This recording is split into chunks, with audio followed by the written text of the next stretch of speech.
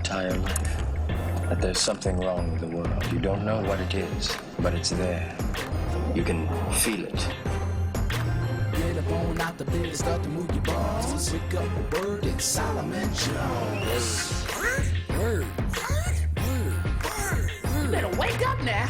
Good morning. This is Solomon Jones on 900 AM, 96.1 FM, WURD. You can also check us out on wordradio.com. Just click listen live. And Kawesa, I have a lawn update this morning. I have a lawn update. So, yes, the squirrels have dug thousands of holes, it looks like, in my lawn in order to plant their acorns for the winter. I have looked up some squirrel repellent. I don't think I'm going to do it. I think I'm going to leave them alone, right? Because I think that the grass in the springtime, it's going to grow up around it anyway. The seeds are in there. It's going to be okay. If I have any lawn experts out there, please call me, reassure me, let me know. Because it's like, you know what I mean? I do my little work. I get out there. I put my stuff in. I'm like, yeah, I finally got it. I got it. I finally did the right thing. I planted it in the fall. It's going to come up in the spring. And here come the squirrels. Yeah, I mean, back up for the birds. So I think it's going to be all right. I don't think I need to poison them, right? I don't think I need to do that. So I want to hear from you. Let me know about that. But here's the other thing that I think we all need to be aware of. Yup, it did not take long. The former Dallas cop convicted of murder this month for fatally shooting her upstairs neighbor has filed notice that she plans to appeal the verdict. Amber Geiger was sentenced to 10 years in prison after she was convicted October 1st of murder for gunning down Botham Jean, claiming she mistook the 26-year-old accountant's apartment for her own and thought he was an intruder. Geiger's attorney, Michael Malla, set in motion the appeal process last week when he filed notice October 16th of her intent to appeal her conviction, the Fort Worth Star-Telegram report. So I guess all those hugs and all that other stuff did not make her repentant for what she did. She knows she killed him. We know she killed him. She claims it was an accident. She thinks she should not be punished at all. She got 10 years, which is a light sentence for murder. And, you know, I just think that we have to remain vigilant around everything that we do, around every victory that we get, around everything that happens that is not the norm for the criminal justice system. We have to remain vigilant. We have to remain watchful. We have to know that even when we win a victory, there are those who are working behind the scenes to take that victory away. We got a hot show for you today on Wake Up with Word. We're going to be talking with Keir Bradford Gray of the Defender Association on defending Michael White and winning an acquittal. City Controller Rebecca Reinhardt on a new program that could slow homicides, increase property values, and fund itself. Sam Janesh of the caucus on the $3.5 million in questionable campaign spending by Pennsylvania lawmakers, spending that was hidden from the public. And, of course, it's Thursday. That means political commentator Jay McCalla on the political foolery happening in D.C., Harrisburg, and beyond. And as always, we've got you, our listeners, calling in at 215-634-8065 or toll free 866-361-0900. Hit us on Twitter and Instagram at onWURD, or you can hit me personally at Solomon Jones 1. Watch us on Facebook at onWURD. But first, it's the big three, the news stories you need to know to kick off your day right here on Wake Up with Word. Story number one, reducing gun violence in Philadelphia could translate into millions of dollars more in property value and tax revenue, City Controller Rebecca Reinhardt said Wednesday, revealing an analysis by her office showing that homicides depress home sale prices. In other words, if somebody gets killed a block away from your house, the sale value of your house goes down, right? If you can decrease those homicides in these neighborhoods, then that means the property values go up, and it means that we collect more property tax on those properties, and that means that a program meant to deal with homicide, right, using a three-tier system, could be funded by those increased property taxes that we collect. In other words, somebody gets killed in front of your house, your property value goes down. If you stop those murders from happening in a neighborhood, the property values go up, the city collects more taxes, and can use that money to put back into fighting homicides. Kawesa, sounds good. We're going to be talking with her a little bit later on about it. What do you think? I think it definitely sounds good. I mean, for me, information like this, to me, it's common sense. I mean, I would think that, if people are getting killed around you, then the value of your house is going to go down. And so we see this all over the country, right? And so I'm glad that she is putting this out, in the public and making sure that people are aware of this. And when you tell people that they're going to be losing out on their money, I think that it kind of brings it full circle and makes it so that everybody is aware that they need to be paying attention to this. You are absolutely right. You were sitting in that press briefing with me yesterday, weren't you? You were there, but you're absolutely right. It's an economic argument for a moral problem. And so we're going to be talking with her a little bit later on about it. Story number 2, President Donald Trump announced Wednesday he was lifting all sanctions on Turkey after it agreed to halt its attack on America's former Kurdish allies in northeastern Syria. Speaking in the White House diplomatic reception room, the president claimed that people are saying, wow, what a great outcome. We've done a good job. We've saved a lot of lives. I'm like, what people are you talking to? This dude works for Russia. Him pulling out those troops allowed Turkey, which is supposed to be a NATO ally, to make a deal with Russia, which is not a NATO ally, and abandon our Kurdish allies. In other words, this dude is ruining our name on the world stage, because you can't depend on America to stick to an international deal. You can't depend on America to stick to the Paris Climate Accords. He pulled out of that. You can't expect America to stick with NAFTA. He pulled out of that. You can't expect America to stick with ballistic missile deals. He pulled out of those. You can't expect America to protect its allies. They pulled out of, on the Kurds. Like, this dude is a liar, and he's making all of us look like liars on the world stage. I'm trying to tell you, this dude works for Russia, because the only place, the only country, the only people who really win in this is Russia, because now they are literally Russian soldiers walking around the American bases that we abandoned. Russia in Syria, where before they really weren't in that area. They win. And all he had to do was say, you know what, I'm pulling out the troops. They won without firing a shot. This dude works for Russia, Kawesa. I'm trying to tell you. I mean, I think you said it. You said it all. I mean, him and Putin are best buddies. They're over here, hanging out together, sipping on vodka and whatever it is that they drink over there in Russia. Like, to me, we are not only are we the laughing stock of the entire world, but also, we look bad. He's making us look bad. We're out here, and now we're in danger. And it's just so frustrating. And I keep seeing these pictures popping up of American troops with Kurdish allies, and they're saying, he depended on me, she depended on me, and now we're pulling out, and we are putting their lives in danger, putting our own troops in danger. I mean, it is ridiculous. That's what I'm saying. And the troops, the people who fought over there, they know. Right? The rest of us, we really don't know what happened over there or what went on or whatever. But the people who fought there, they know. And they like, wait a minute, we were supposed to be working with these cats, and you just left them? You just abandoned them? You just left them behind? Oh, we're going to leave some troops there to guard the oil fields, but that's about it. This dude works for Russia. Story number 3, 2 men seeking to settle a feud with a third suspected drug dealer approached his house in Kensington on Sunday, and one fired a rifle into it, but the man wasn't home, and the bullets fatally struck his 2-year-old daughter in the head, injured her mother, and a man cleaning the carpets.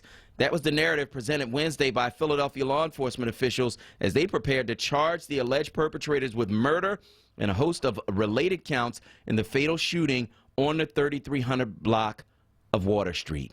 Now, one of the suspects was Freddie Perez. He is 30 years old, arrested Tuesday in Chester. Police said the other man, whom they did not identify, was taken into custody Wednesday on unrelated charges, but did not provide details. So, here's the thing. Kensington is a place that is overrun with drugs and drug dealers. Kensington is a place where drug users have been allowed to take over the streets in that neighborhood. Kensington is a place where people are now fighting over that lucrative territory where drug users are there for the taking. And so this was a predictable event. It was predictable. Shannon Farrell, who's the president of the Harrogate Civic Association — Harrogate is a neighborhood right next to Kensington — told me months ago, our children are being shot by drug dealers. And this isn't something that we've seen before. We need to do something about it. Nothing was done. The drug users still really just have drenched that neighborhood, right, with this atmosphere that you have to see to believe. People shooting dope on Allegheny Avenue. People standing at K&A waiting for the bus to go to work, and a dude standing right next to him smoking crack on the street. And most of these drug users that we see are people who we hadn't seen some years ago because they didn't live here. They came in from the suburbs as drug tourists and got stuck here because of the drugs. And so when you have that kind of atmosphere, you have drug dealers who see an opportunity to make money. And they don't fight it out like a regular business does, right? They fight it out with bullets. And so these children in this community in danger. And we're talking about literally codifying that atmosphere in Kensington by saying, okay, now we're going to make it official. We're going to put a safe injection site in this area so that all of these drug users who have come here from other places and gotten stuck here can now stay here, and the drug dealers just going to have to fight it out. Well, the people that you put in danger are people like this little 2-year-old girl who was shot in the head because her father was a drug dealer and the other drug dealers had a beef with him and shot into his house. See, when you allow these things to just go on and on and on, what you allow is all of the collateral damage that goes with that. And you put 2-year-olds in danger. You put 11-month-olds in danger. You put our children in danger by putting people who don't want to get off drugs ahead of the interests and the lives of our children. I mean, that really is the bottom line to it. I want to hear what you think. What are the solutions? What do we need to do? Now that we know what we suspected from the very beginning, that this whole thing is a drug deal gone bad, this whole thing is a beef between drug dealers, what do we do? Because just allowing that atmosphere to continue in that neighborhood, not acceptable. It's not something that's going to lead to a great outcome for anyone, least of all the people who live there and pay taxes and are trying to raise their children. I want to hear from you. 215-634-8065. That's 215-634-8065. That is the number you can call to get in on the conversation right here at WURD Radio. Let us know where you are on this conversation this morning. The other thing I want to hear from you about is Amber Geiger, because she got all those hugs and all that forgiveness and all of that goodwill and all of that, right? But she is appealing her conviction because essentially she does not believe she should be punished for walking into this man's home and killing him. She got a light sentence. She got a 10-year sentence, could be out in 5. After claiming that she thought that she was in her own apartment, she thought that he was an intruder. She didn't notice he's sitting down eating ice cream, watching TV. Do burglars do that? Right? So now she's saying, I'm going to appeal my conviction. I don't think I should have to go to jail at all. Yeah, I know I killed somebody, but, sorry. I want to know what you think about that as well. 215-634-8065. That's 215-634-8065. 1065. That is the number you can call to get in on the conversation right here at WURD Radio. And finally, the Michael White case, an interesting case, a case in which you had a black man without a lot of money kill a white man who had a lot of money, issues of race and class there. He managed not to be found guilty on the voluntary manslaughter charge. That isn't something that happens. We're going to talk with Keir Bradford Gray. She's the woman who represented him on the other side of this break about that very case. But first, we want to talk to you. 215-634-8065. That's 215-634-8065. Daquan from Logan is on line 1. Good morning. Hey, Solomon. Good morning, my brother. Good morning, man. Yeah, this is ridiculous. But you know what I don't get? If we know where the open air drug houses is at, why can't it be stopped or intervened? Like not 1 week, not 1 month, like every day. Mm-hmm. You know what I mean? Yeah. Because me and you got the same story, Okay. and I always want to express things about that, because what deterred me is when they used to sit outside the houses, and I couldn't spend my money. So if they keep doing that, because a lot of it is stemming from them drug houses. Mm-hmm. You know what I mean? So, Yeah. This and another thing I wanted to hit on while I'm here on the line, this illegal dumping in front of playgrounds, this is like ridiculous. It is ridiculous. It's ridiculous. Like, so, just let me know. I'm still listening to you, but like when you have another, one of your meetings outside City Hall or something, just let me know, and I'm going to be there with you, man, because this is ridiculous. All right, will do. Thank you so much, Okay. Daquan. Yup, appreciate it, bro. Jerry from West Philly is on line, too. Go ahead, Jerry. Wow, I know it's coming up so fast. Hi, good morning, everybody. Good morning. Okay, my answer. Oh, sorry. One thing about the young man hugging and she's appealing, I wasn't surprised at that. I think most people wasn't, but I'm speaking for myself. I wasn't surprised. One thing we got to just remember, we were brought up spiritually. We're spiritual people. That our ancestors, they prayed, and that's where we at now. It don't matter to me whether people agreed or not, but spiritually, I fear my parents first, and then I fear God. So my fear, that's what led me to live the life I live, to try to please God. It's not about what somebody says and all this and that. If it wasn't for social media, we wouldn't even have known that what he said to her. That's between him and God. Whatever's going to happen to her is between her and God. He cleared his conscience to forgive her. The judge did what she had to do. A lot of times when you're being used by God, you don't care what people say because you're doing what God told you to do. He said being obedient is greater than sacrifice. So people have to do what they have to do for them. It doesn't matter what the public say or think, okay? All right, Jerry, thank you so much for your call this morning on WURD. We're going to go to break, and on the other side, we're going to talk with Keir Bradford Gray. She is the chief defender at the Defender Association. She defended Michael White, and he was found not guilty of voluntary manslaughter. We're going to talk to her on the other side. I'm Solomon Jones. We'll be right back.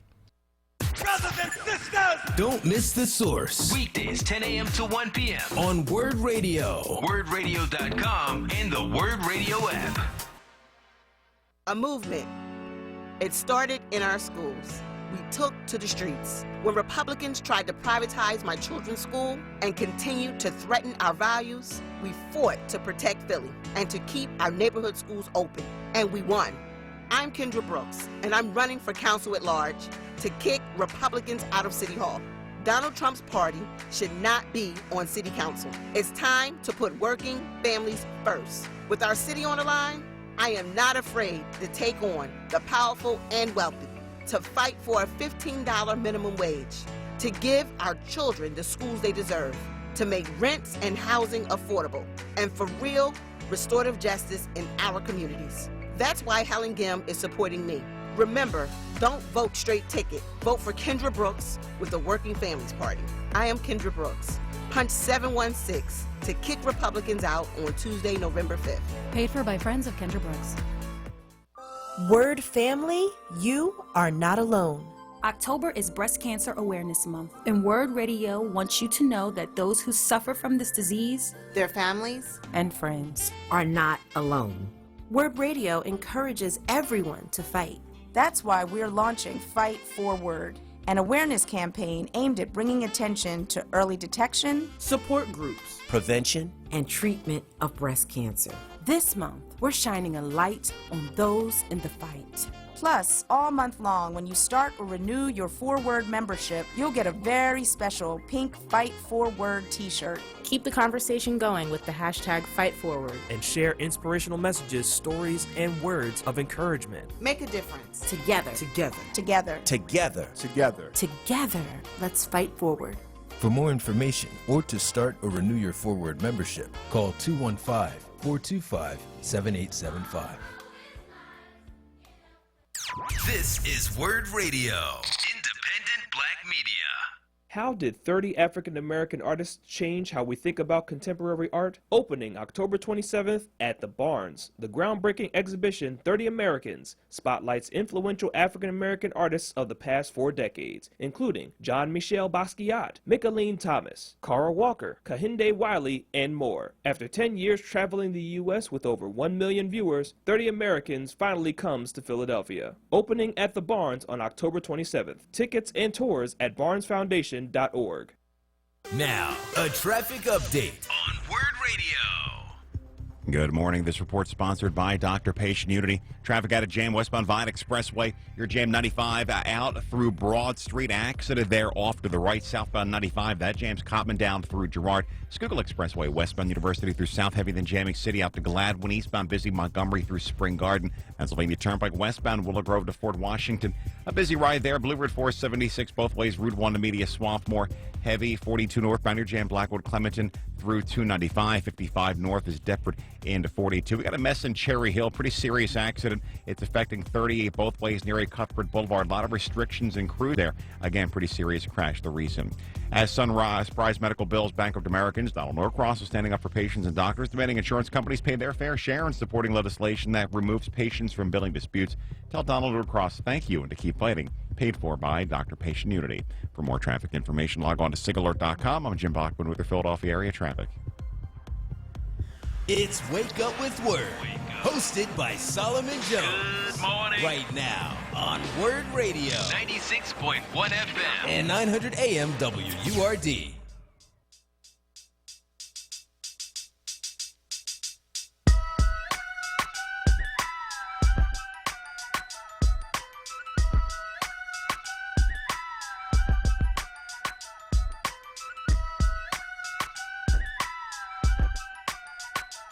Good morning. This is Solomon Jones on 900 AM, 96.1 FM WURD. You can also listen to us at WURDradio.com and, of course, on your Word app in clear digital sound. We're joined by our first guest this morning.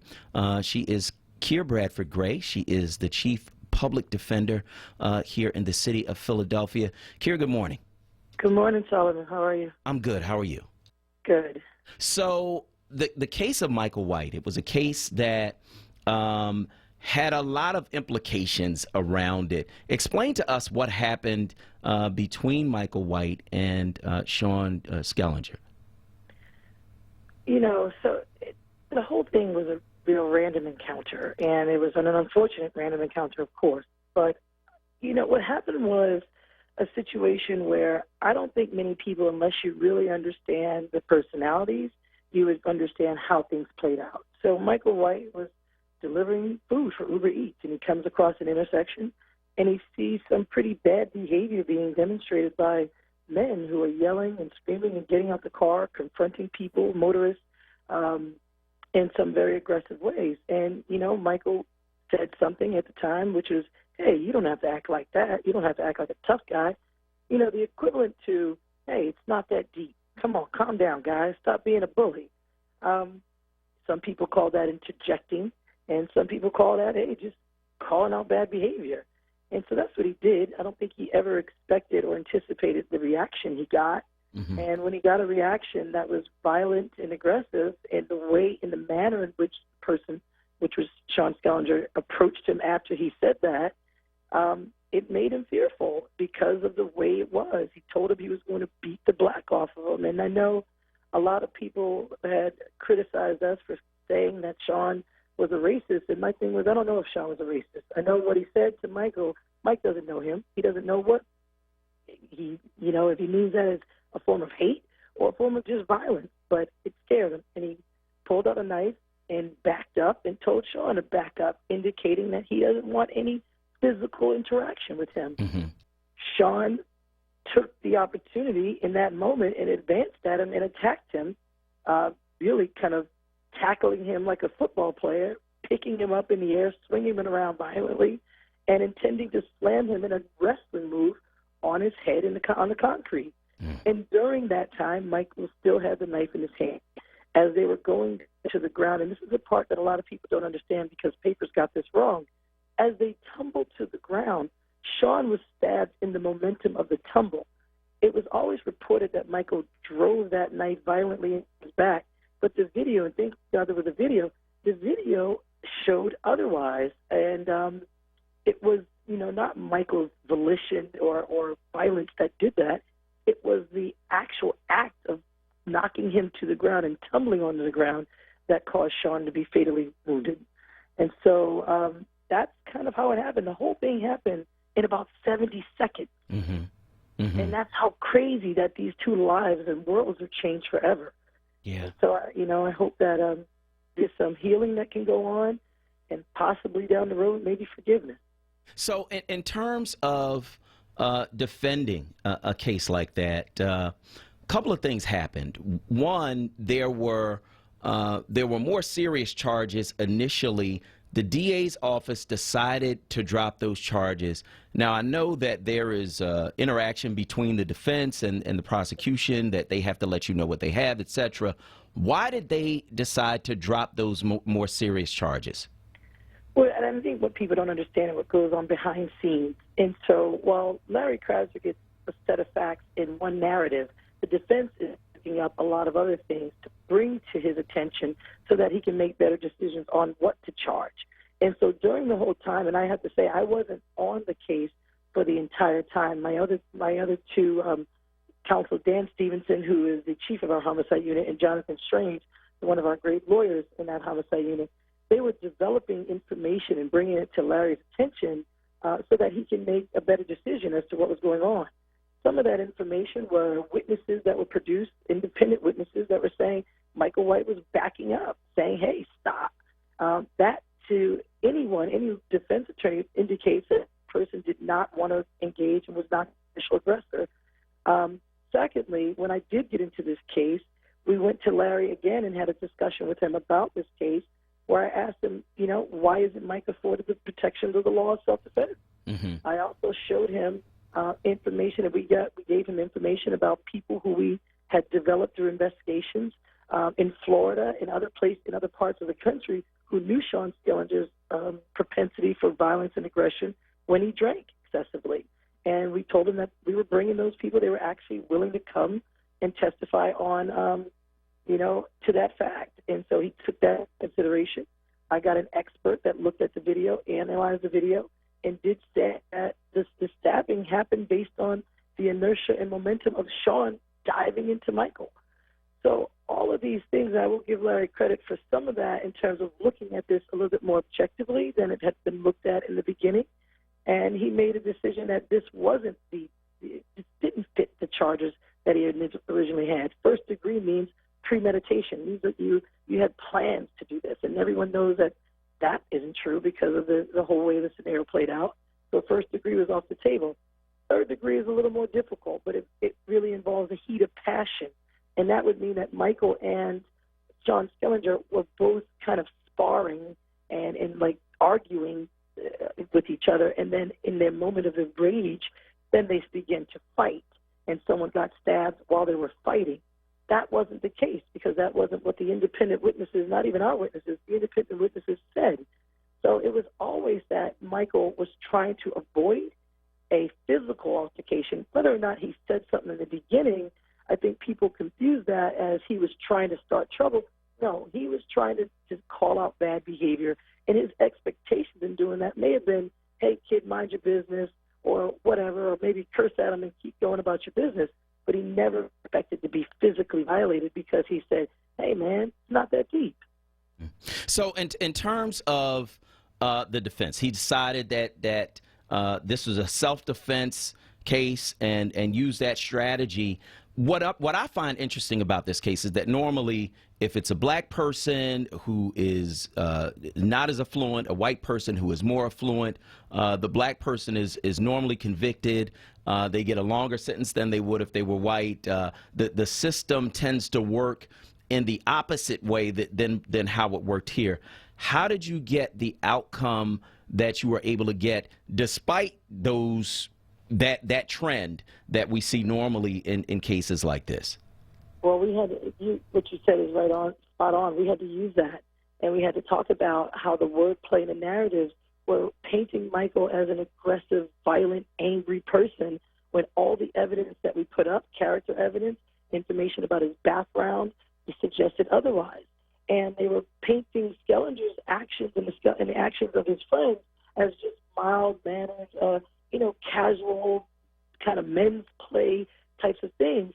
And, I mean, look, we were coming off the heels of Ava DuVernay's documentary, When They See Us. We're coming off the heels of all these other things that have been happening to African-American people. And I think that there was a sense of consciousness in that, in the jury, that, look, we are dealing with narratives and wordplay that really paint and cast people in different lights so as to perpetuate convictions for some heinous acts. And for me, I use that, and I was able to take those things and show how the evidence did not support that. And so I asked the jury to be morally conscious of those things and also to understand that, look, because we have young black boys, and they are cast in a certain light stereotypically, doesn't mean that we have to follow that. And I think the jury did the right thing. They saw through that wordplay. They saw through the false narrative. And really, when Mike took the stand, I know there were several diverse members of that jury. They could see him, and they could see who he was as a young kid, scared kid. He testified on his own behalf, and he told what happened. And you can really get a sense of who he was and who he wasn't. Mm-hmm. So I think that helped a lot. You know, the thing that I found interesting in the wake of the verdict was the statement that was put out by the DA's office about individual justice, about this case not being about symbols or symbolism. Was that something that you saw at play during the case, that these people were almost used as symbols by various segments of the society? I'm trying to understand. So the DA? Yeah, so the DA put out a statement afterward and said this case was about individuals, two unique individuals, individual justice. I'm not going to allow people to be used as symbols. Mm-hmm. My question to you is, did you see people using Michael White and Sean Skellinger as symbols of something bigger during the case? I guess I would say yes. And in terms of, look, Larry Krasner's statement is one thing, but of course he's not the one that's trying the case. And so some of the symbolism that I saw in terms of how the case was presented by the DAs who tried it was that Michael White was an angry person that was mad at his life, and he was out there being some kind of vigilante. That was the symbolism, and that Sean Skellinger was a great guy who took care of the community and wanted to build the community and had nonprofits and all of these other great things of life, and that basically Michael's life didn't matter as much because no one could see him as a victim. When he was attacked by a guy that was 50 pounds his size, a guy that had things in his system that wouldn't be really an average person would say, yeah, that might cause someone to react differently or react in certain ways under certain circumstances. And those things were downplayed and really almost excused. Mm-hmm. And so for me, those are the things that really strike my chord when we are using these symbolisms or these narratives that people are used to and associating them with different folks, even actually accurate. And I would say for both parties, the way they were portrayed, you know, as it relates to the actual prosecution, was wrong. It just was, and we knew that. And my investigative team had dug up a lot of information that wasn't even able to be used at trial. But we understood the backgrounds of both individuals, and I think the wordplay and the symbolism was typical. Yeah. So in terms of the outcomes of this case, again, it's very unusual to see a black person not found guilty of the most serious charges when a white person dies. What can we learn from this case, and how do you apply what you learn going forward in other cases like this? Well, one of the things that my office is now going to do, and the judge was very receptive to some of our requests to really put racial implicit bias questions into the jury voir dire. That's when you're asking the jury, can they be fair and impartial? And so you have to remind them to confront their implicit bias before they're judging anyone in this system, because sometimes our stereotypes or our implicit biases go in overdrive. Yeah. Two, I will say this, and Michael and myself have talked about this, anything people do is going to be used against them when they are being painted or cast as the person that's committed some violent act. So any social media post, anything in their phone that they may have that suggests that they have, are kind of a violent person. I know the DA's wanted to use a little note that he had written as part of a poetry slam where it said, "Hey, I ain't even like that. You piss me off, you'll get cut." Well, they were saying that meant he wanted to stab someone. And so, the cultural competency that is lacking in some of these courtrooms to really use these things against people when they're charged with crimes are really, they kick into overdrive. And I think people need to understand that your social media, all the things that you do can be used against you if ever you find yourself in a situation where you're being accused. So I just hope that young black boys, anyone understands that or listens to that or sees how that happened.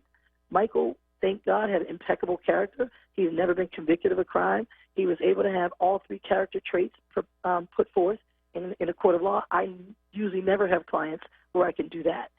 And I think it's really critical that, to say that when young black men are in this system or black men are in this system, they almost have to have stellar character to be given the benefit of the doubt. And that's just the reality of what we're dealing with. So I guess what I've learned is that we have to really attack implicit bias in this courtroom. We can't shy away from it. We can't, cower from it just because people may get mad at us for doing it. But also I hope what other people learn is that everything they do is going to be looked at, viewed, and it will be used in a way to complete a narrative. Yeah. As Keir Bradford Gray, the chief defender for the Defenders Association of Philadelphia, let me ask you this, because he's still facing some lesser charges and could be sentenced for those charges as well. How are you preparing for that sentencing for those lesser charges? Well, we're just staying in touch with Michael, making sure that everything he's doing is, remaining positive, doing things that uplift the situation. We are making sure that we stay in contact with his village of supporters who can talk about all the things that he's doing. So we're gathering evidence, gathering witnesses, and so we're going to bring them into the court for the sentencing and talk about how he's been after this verdict. I mean, he's been pretty cool, pretty even. Michael's a really even-keeled young man, very flat aspect, always. That's how he's been the entire time, but he realizes the blessings that he had. He doesn't take it for granted, and so I think that he's living his life in a way that exemplifies the positivity we'd like to see, and that's going to be a part of our sentencing argument when we go in front of Judge Bronson. I think it's really a good sign that Judge Bronson didn't take him off the street at the time, because that would indicate that he planned to give him jail time. Yeah. It is a misdemeanor in the second degree. The maximum penalty is 2 years, so it's not a serious crime, but it's serious enough in light of the fact that if someone thinks he got away with something, they could do something on that charge. But I don't think Bronson is looking to to, be a vigilante judge. I think he's a fair judge, and he wants to do what he believes is right for the community. All right. That's Philadelphia Chief Public Defender Keir Bradford Gray. She defended Michael White in his voluntary manslaughter trial. Is found not guilty of voluntary manslaughter. Keir, I want to thank you so much for joining us this morning on WRD. Thank you so much, Solomon. All right. Talk to you soon. We're going to go to break. And on the other side, we're going to talk with City Controller Rebecca Reinhardt about some research that is coming out of her office that could deal with homicides, property values, and improving the quality of life in some of our harder hit neighborhoods in the city of Philadelphia. We'll talk to her on the other side. I'm Solomon Jones. We'll be right back. Philly, D.C., and everything in between. Reality Check with Charles Ellison. Breaking down the latest in local and national news. Monday through Thursday, 4 p.m. till 7 p.m. Right here on Word Radio. It's the rapping professor. Did you miss me? Well, I'm coming back to the airwaves, y'all. Every Saturday starting November 2nd, 1 p.m. to 2 p.m. The rapping professor bringing the truth into context like nobody else. We're going to turn up, and the turn up is 1 p.m. starting November 2nd. That's right, 1 p.m. November 2nd, the return of the rapping professor. You're turning up with word, y'all. I want to go to college, but I want to make sure my degree leads to a career that pays well and is in demand. Me? Well, I want to earn a bachelor's degree, but I worry that I won't be able to afford it. Are you ready to get started on your path to a degree or future career? Community College of Philadelphia's programs are a direct path to today's most sought-after careers. If you're interested in earning your bachelor's degree, spend the first 2 years at Community College of Philadelphia and earn that degree for less, much less. Affordable tuition, payment plans, and opportunities for financial assistance make it possible for you to pursue your goals. With multiple locations throughout the city and your choice of day, evening, weekend, and online classes, you're sure to find something that fits your schedule. Start your success story with us this spring. Join us on main campus for an open house on Monday, October 28th from 5 to 7 p.m. or apply now for spring classes at ccp.edu. Spring classes start January 13th. Be heard. Want another way to join the conversation? Follow us on social media using the hashtag onWURD. Be heard. Stay connected to Word Radio. Independent Black Media. This is your Congressman, Dwight Evans. Are you angry about Donald Trump? Trump is attacking our civil rights, our health care, and even our right to vote. This year on November the 5th, Pennsylvania elects judges. And Trump is trying to take over our courts with his endorsed candidates. Let's send Trump a message and elect 2 Democratic judges to our statewide court, Amanda Green Hawkins and Dan McCaffrey. Amanda Green Hawkins has spent her life fighting for families and workers. Amanda fought for fairness as a councilperson and passed a law that protects employees from discrimination. Dan McCaffrey is a veteran and a judge from right here in Philadelphia. Dan is taking on tough fights, protecting women and children, and fighting for civil rights. I am proudly voting for these 2 Democrats for Superior Court, Amanda Green Hawkins and Dan McCaffrey. You have the power to send a message on November the 5th. So make your voice heard. Stand up to Trump. Vote. Paid for by the Pennsylvania Democratic Party, authorized by Amanda for Judge. Now, a traffic update on Word Radio. Good morning. This report sponsored by DEA Takeback Day, October 26th, DEATakeback.com. Schuylkill Expressway, both ways, east and westbound. Busy ride as we move on this morning. Westbound Vine from 95 to Broad Street, jam there. Accident just cleared. Eastbound heavy off the Schuylkill through Broad. Southbound 95, you're jammed up Cotman through Girard. Northbound, no problems through the city. 295 northbound, that jams first Woodbury Heights into 42, then 42 to 561. Accident off to the left. Southbound, you're busy from 70 down to 561. 42 northbound, jam Blackwood Clementon through 295. 55 is north of 47 to 42. Ben Franklin Bridge, jam nearly the length into Philadelphia now. If you don't dispose of the unused prescription drugs in your home, they could end up lost, stolen, or misused. DEA Takeback Day is Saturday, October 26th. To find a collection site near you, visit DEATakeback.com. For more traffic information, log on to sigalert.com. I'm Jim Bachman with your Philadelphia area traffic. You're waking up with Word.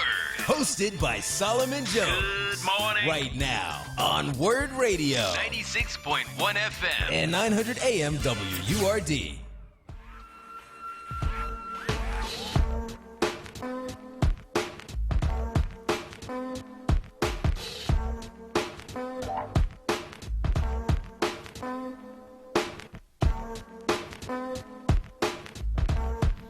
Good morning. This is Solomon Jones on 900 AM and 96.1 FM WURD. You can also listen to us at WURDradio.com. And joining us now is our next guest, City of Philadelphia Controller Rebecca Reinhardt. Controller Reinhardt, good morning. Good morning. Thanks for having me on. Absolutely. So your office has done some research around the correlation between homicides and property values. What did you find? Yeah, so just to step back a little bit, my office tried to see how can we do something about what is going on right now with our homicide rate and with how much our homicide rate has increased 40% over the last 5 years. So what we did, since I'm the city controller and that's the financial watchdog, what we did is look at it through a financial lens. So what we found was through statistical analysis is that every homicide depresses home values nearby by 2.3%. And that's really significant because what that means is that people are losing value in their homes. And then our report then translated that into, well, what could this mean for the city if we as a city could get our homicide rate down like many other cities have recently? And that's where there is a lot of hope that we need to take action because other cities have gotten their homicide rates down, and we need to as well. So what we found is that if we could get our homicide rate down by 10% a year, there's a significant revenue gain for the city of about $13 million a year, which increases every year to about $114 by year, cumulatively by year 5. And then that's money that could be put into anti-poverty programs, into schools, into programs that keep people in their homes, in gentrifying neighborhoods so that people can build wealth.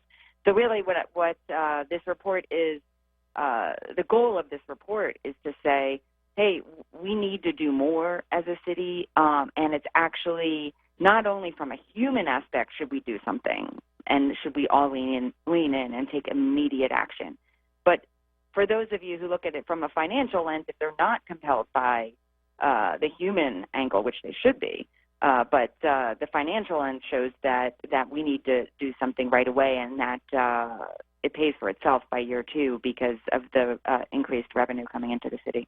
So you said a lot. So what I want to say is this, that Philadelphia, and a lot of us don't realize this. We look at Chicago, we see the sheer number of murders that take place in Chicago, but Philadelphia had the highest per capita homicide rate of any of the top 10 largest cities in 2018. So it's 22.1 murders per 100,000 residents. That's the highest rate of any of the top 10 largest cities. But one of the things that is happening in terms of who is being murdered is that it tends to be African-American males. And so, yes, there is a moral argument, but there is a large portion of our society that doesn't care about what happens with African-American males because African-American males aren't part of their community. So which argument, I guess I would ask you, is the argument that's most important? I mean, is it the moral argument around these lives, or is it the financial argument around the revenue that we lose with homicide? Well, I think the moral argument is obviously the top one and the one that we should be looking at, right? I mean, the human impact of a murder is absolutely devastating. So I think what this report does, though, is for those elected leaders or those in power that are saying, well, we'd like to do something, but we don't have the money. Well, that's not an excuse, because what this report shows is that if you put money into the right programs, like Oakland, California has, like New Orleans has, like other cities have, the reduction in homicide rate will pay for itself. So it's basically saying, don't give us the excuse that there's not enough money to fix this. There is enough money to fix it, and then, therefore, the moral obligation must be that we handle this immediately. I mean, these are our kids that are dying. Yeah. I think that this is for me, I mean, I think this is an opportunity to say, look, every Philadelphian should care. Mm-hmm. And every Philadelphian should care with their whole heart, should be outraged. Yeah. And I think it's, I think I'm leaning into this because I think that people need to see the structural racism in our society that lends itself to thinking, oh, it's a shame that it's happening in those neighborhoods. No, it's not a shame. It's actually something that's wrong that we have a collective responsibility to fix. So we need to go in there and fix it. All right. That is Controller Rebecca Reinhardt. We're talking about the homicide rate in the city of Philadelphia. So we've established we have the highest per capita homicide rate of any of the top 10 largest cities in the country. But last year, our homicide count was the highest it had been in 11 years. So what kind of programs are other cities using that have helped them to decrease their homicide rates, and how can we replicate them here? Yeah, so this is where there's a lot of hope because other cities have done such a good job in reducing their homicide rate. So there's 3 programs that we found through our extensive research that have been highly successful in reducing homicides. And they all focus on the individuals that are most likely to shoot.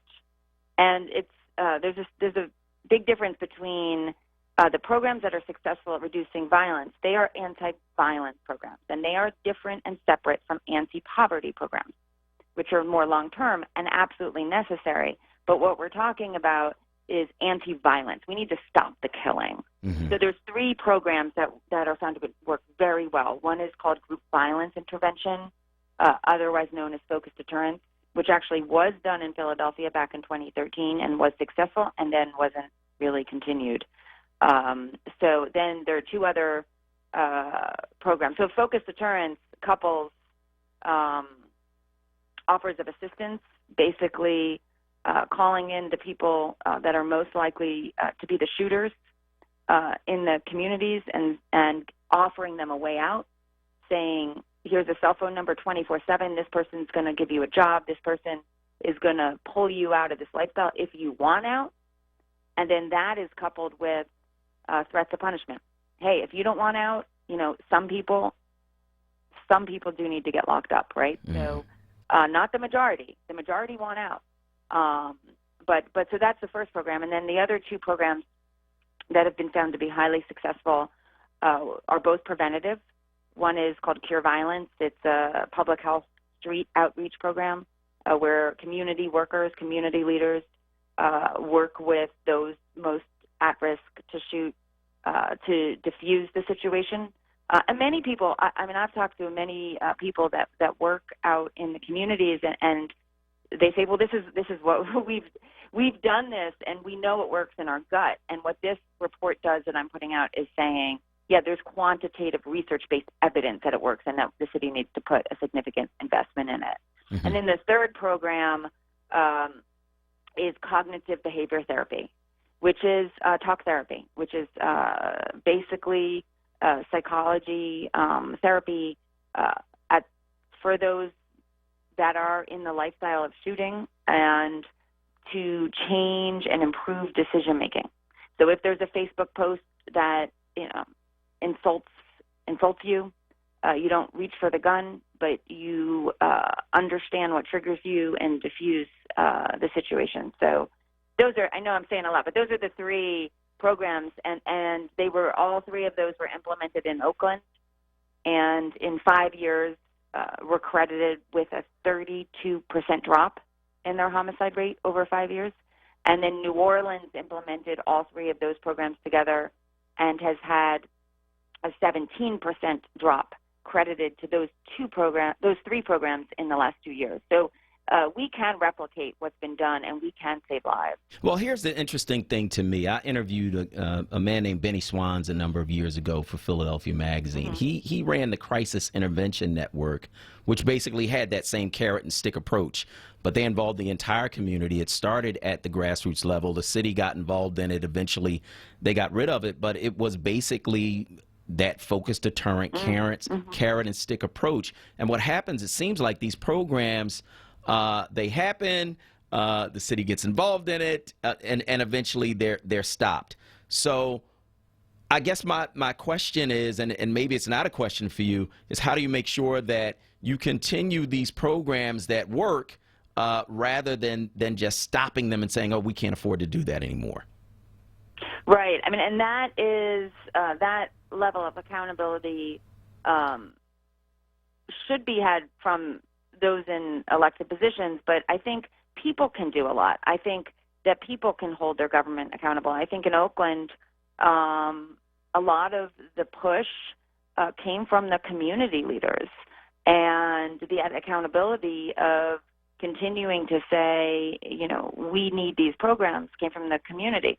At the same time, you know, I plan to really lean in and make sure that these programs happen here and that we keep doing them. I mean, that's the thing. I mean, and you're absolutely right. Yeah. What happens often is the program's implemented, it's successful, and then people say, "Oh, look, the homicide rate is down somewhat. We can go about our regular business again." And as an elected official, that's just not okay anymore. Yeah. That what we've seen from other cities is that these programs need to continue. Now, they cost less every year because as the homicide rate goes down, you can put less money into it. It's about $30,000 per homicide is what's estimated to cost these programs. And so as your homicide rate goes down, the cost goes down. But you need to keep up with it. And I think it's important for all of us to make sure that happens. So I have two questions about this, and I'm going to ask it to you, and then I'm going to probably ask it to some other folks too. Sure. But one is, so as the homicides go down, the property values go up, we get more property taxes.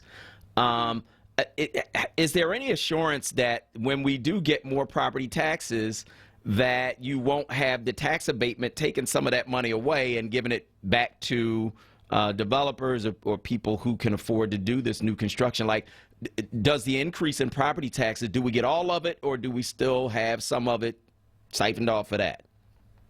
Yeah, so, I mean, the tax abatement is a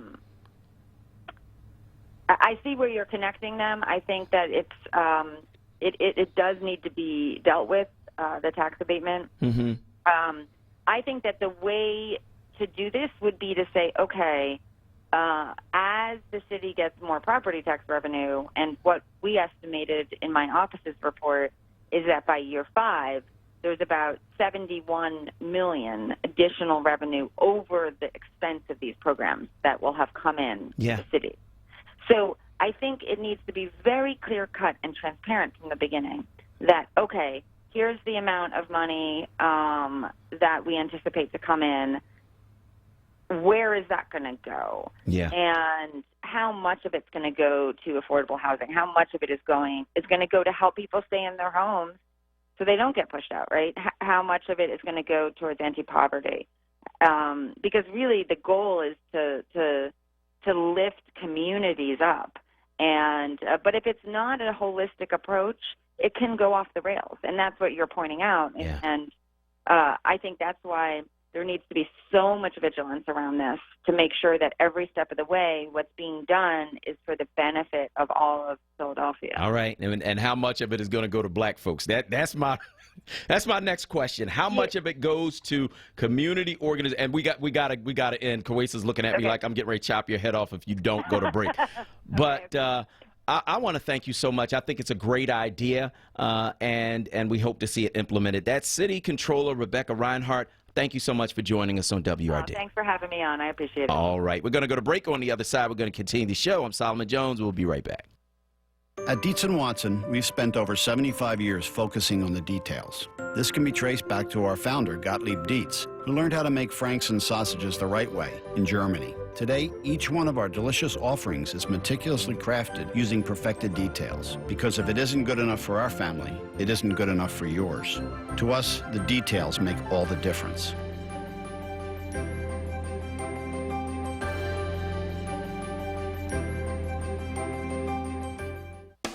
Join me, Aisha Shahida Simmons, in Love with Accountability for a forum to disrupt sexual violence against women and children. From No to Love celebrates the 25th anniversary of No, the Rape documentary, and 2019 release of the Love with Accountability anthology. Screening October 31st at the Lightbox Film Center. Conference and book launch November 1st at the Annenberg School for Communication and the African American Museum of Philadelphia. Get your tickets at lovewithaccountability.com.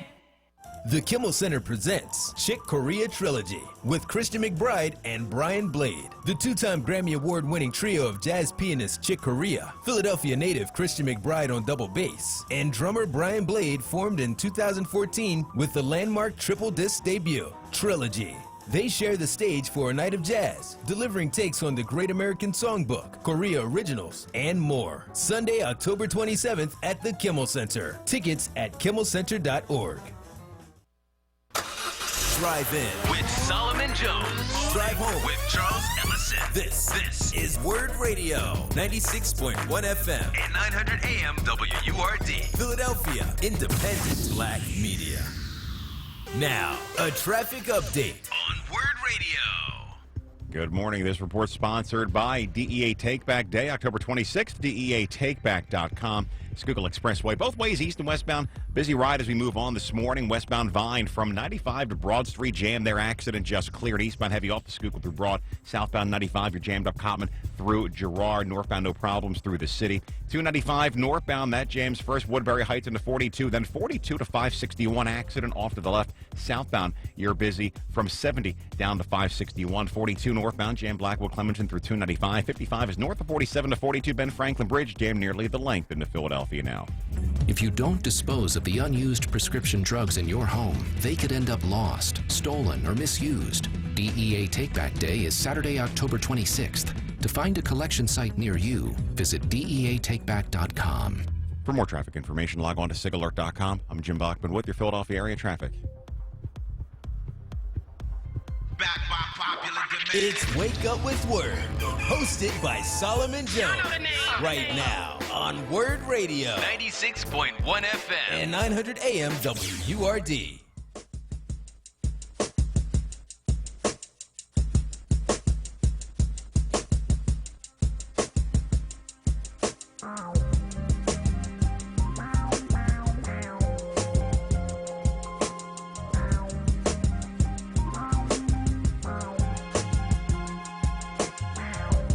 Good morning. This is Solomon Jones on 900 AM, 96.1 FM, WURD. Want to remind you to join WRD Radio for the next presentation of the Walter P. Lomax Jr. MD Speaker Series, Struggle in Progress, a conversation on Frederick Douglass and Harriet Tubman, a look at the past and present impact of two of our legendary warriors. That's Friday, November 1st at the Barnes Foundation. It goes from 5:30 until 7. So you can RSVP for this event. For ticket information, call 215-425-7875 or visit WURDradio.com. Again, for ticket information, visit WURDradio.com or call 215-425-7875. So give us a call at 215-634-8065 if you want to get in on the conversation. You can, of course, also weigh in on Facebook. Just go to forward, that's FORWURD on Facebook, where you can weigh in on any of the topics we are talking about on this morning show. I'm curious about what you think. Amber Geiger, after all those hugs and all that forgiveness, yeah, she's trying to appeal her murder conviction. Now, there is no question, there is no denial of the fact that she did, in fact, shoot and kill Botham Jean She claimed she thought she was in her own apartment when she walked into his apartment and shot him dead. The jury did not buy it. They found her guilty of murder. She was sentenced to 10 years, could be out in 5. That's a light sentence for murder, but she is now appealing that conviction. I guess she thinks she should not be punished at all. I want to know what you think about that. Give us a call at 215-634-8065. Amber Geiger is appealing her murder conviction in the death of Botham Jean. She walked into his apartment, shot him dead as he ate ice cream and watched TV in his own apartment. She claimed she thought she was in her place and that he was a burglar. So I want to know what you think about that. Give us a call. 215-634-8065 is the number that you can call to get in on the conversation right here at WURD. And, of course, we're also talking about the murder of a little girl, 2 years old, who was shot in the back of the head in her own home. And the little girl, of course, Nicolette Rivera, was in her home with her mother. There was a guy in there cleaning the carpets, and 2 drug dealers come, and this is the police story, that 2 drug dealers came, shot into the house, killed that little girl. They were looking for her father because they had some beef with him in the drug business. Whole thing happened in Kensington. And it really, when I heard about it, it broke my heart, not only because this little girl was shot dead by these drug dealers, but it broke my heart because the people in that community have been crying out that their children are in danger because of the drug dealers in their community. And so if you allow just the drug use to go on in that community, if you allow drug users to camp out in that community, if you allow people to just openly shoot heroin in that community, what you are saying is we invite the entire drug culture into this community. We invite you to come in to this community and sell drugs. We invite you to come into this community and do whatever it is that you want to do around this drug culture, whether it's prostitution, whether it's breaking into cars, breaking into houses, breaking into businesses, sticking people up, whatever it is that you need to do around this drug culture, we invite you to come in and do that. But what that does is it puts these children in danger. So the city's failure to address what is happening with drugs in Kensington led to this little girl's death. Because you just allow these people to just come in and just take over this community, cops standing around watching people shoot dope on Allegheny Avenue. I saw it. Cops standing around or riding by and watching people shoot dope on Hilton Street in back of a daycare center. Cops sitting on horses while people nodding on the steps half a block away. People putting that rubber hose around their arm, tightening up their veins, preparing to shoot drugs on Allegheny Avenue, on major streets in Kensington. And when you allow that, you say, welcome in to the drug culture and everything that comes with it. Now, I know that there are those who want to save the lives of the people who are shooting drugs, and that's fine, but what about saving the lives of these children? What about little Nicolette Rivera? What about her? What about the 11-month-old that was shot in Hunting Park? What about that child? What about these children? See, nobody asked these children, do you want this drug culture in your community? Do you think that you are in danger? Do you mind walking by needles while you're trying to go to school? Nobody's talking to these kids, man. And the only time it becomes an issue is when somebody extremely young loses their life in the crossfire. I'm sorry. And you know, as somebody who's going through an addiction, I certainly feel a compassion for these people because they are me. They are where I was, right? But they're not the most important people in this. The children are the most important people in this. The children who did not ask to be there, the children who are not using or selling drugs, the children who are not breaking into houses or cars, the children who are not defecating on the sidewalk, the children who are just trying to live their lives. And when we allow that to happen, when we allow a drug culture to take over a community, we are inviting in violence, we are inviting in prostitution, we are inviting in theft, we are inviting in all of the things that come with it. And the drug dealers are licking their chops like, oh, y'all really going to just allow this thing to just happen in this community? Man, we can't wait. How much money are we going to make from doing this? And when the amount of money increases, the violence increases because you have people fighting over that territory.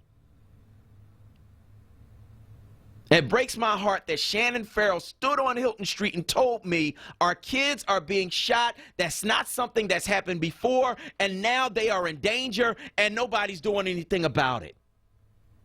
It breaks my heart that she sat there and told me that as we watch people shooting drugs up the street, outside,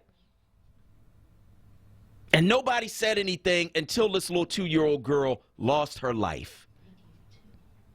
Now, I want to hear from you. 215-634-8065. That's 215-634-8065. That is the number you can call to get in on the conversation right here at WURD Radio. I'm going to go to the phone lines, talk to Lulu from Mayfair on line 1. Go ahead, Lulu. Good morning. I love your commentary for today. Thank you. And I just want to say that the people who do not take care of their children, they don't deserve to exist. Are we becoming such sociopaths? We can't even look after our own children. Our children are our future. And if we don't man up and do something about it, what are we doing all this for? Education and traveling and trying to enjoy life if we can't make sure our children are taken care of. That's all I have to say. Have we become that barbaric and inhumane?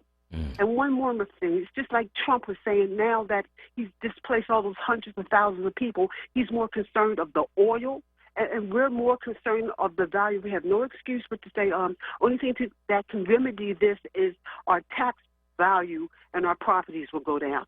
Is that an incentive, or should we just care about the people in general? Yeah. Have a good day, please. All right. I want to thank you, Lulu, for your call this morning on WURD Radio. We want to hear from you. You can give us a call at 215-634-8065.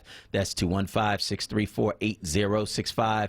That is the number you can call to get in on the conversation right here at WURD Radio and let us know where you are on any of these things we're talking about on this morning show. Let's go back to the phone lines and talk with Wick from Center City on line 2. Go ahead, Wick. Good morning, Solomon. Good morning. And to your listening audience. I'm calling, first of all, to thank and give the utmost respect to Counsel Gray. She did a magnificent job in bringing the truth out on that case that she handled with the Michael White. Yeah. Yes, she did. Unfortunately, there is multiple cases like this happening every day in Philadelphia. I just happened to walk into another case while I was in the courthouse where a young lady is on trial for murder for stabbing her boyfriend. Okay. Now, I don't know the circumstances of that case. But our young people are being grinded up in the meat grinder in the justice system because they just don't have a clue of what is going on in their life when they walk into that courthouse. And you and I probably was fortunate enough to have civics in our school education. These kids are so busy involved in social media and on all the YouTubes and all the other vices that's throughout the country to entertain them, that they have no clue what is happening with their future and what is happening with their life.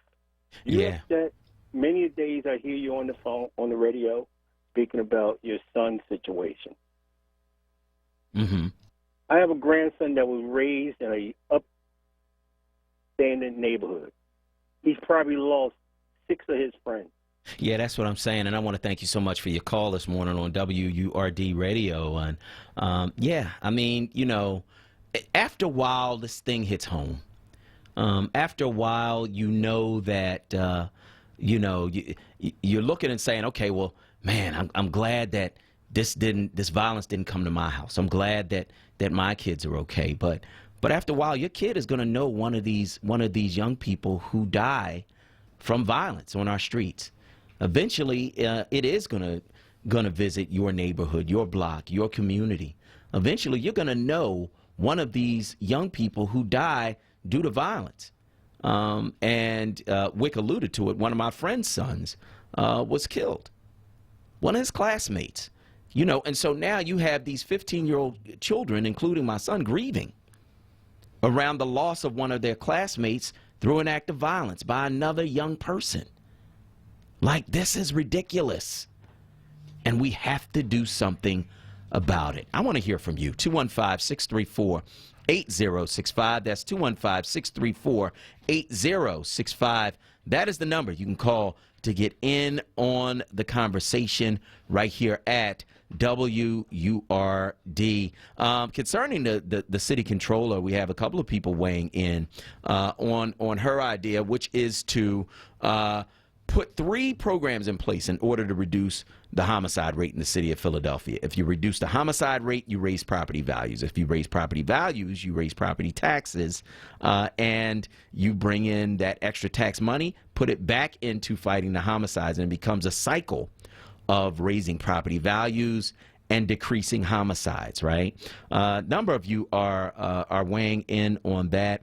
Juanita Bryant says, City Controller Reinhardt has brought new life to the office. She's always on target with information. Maybe we should write her in for mayor. John Tremora says, very good topic and information from the City Controller. Let's bring it to Philadelphia. This plan could be effective within the communities. And then Mlimu Waset says this, the information from the City Controller is interesting. However, we have to ask ourselves who benefits from the homicide rate in Philadelphia. Philadelphia has a high homicide rate, but that isn't stopping people from gentrifying the city and even deterring white people from moving into our neighborhoods. Hard to believe that this is not all a part of some big plan. Let black and brown people kill each other, scare other blacks into moving out of those neighborhoods. Meanwhile, the property value drops and gentrifiers make a killing. Come on, 60% of the murders in Philadelphia go unsolved. No wonder people are killing each other. In Philadelphia, you can literally get away with murder. So that is a thought as well. I want to know what you think, so you can certainly give us a call at 215-634-8065. Of course, on deck is Jay McCalla. We're going to be talking some politics coming up in just a couple of minutes. And so we want to hear from you. 215-634-8065 is the number. That's 215-634-8065. That's the number you can call to get in on the conversation right here at WURD. We're going to go to break. On the other side, we're going to talk with Jay McCalla about politics and the foolery that is going on in Washington, D.C. and beyond. Jay McCalla, are you ready? Yes, sir. Right here with you. All right, we're going to talk about it on the other side. I'm Solomon Jones. We'll be right back. Don't miss the Electric Magazine Show. Hosted by Cody Anderson and Vicky Leach. Saturday mornings from 7 a.m. till 9 a.m. Exclusively on Word Radio. 96.1 FM. And 900 AM WURD.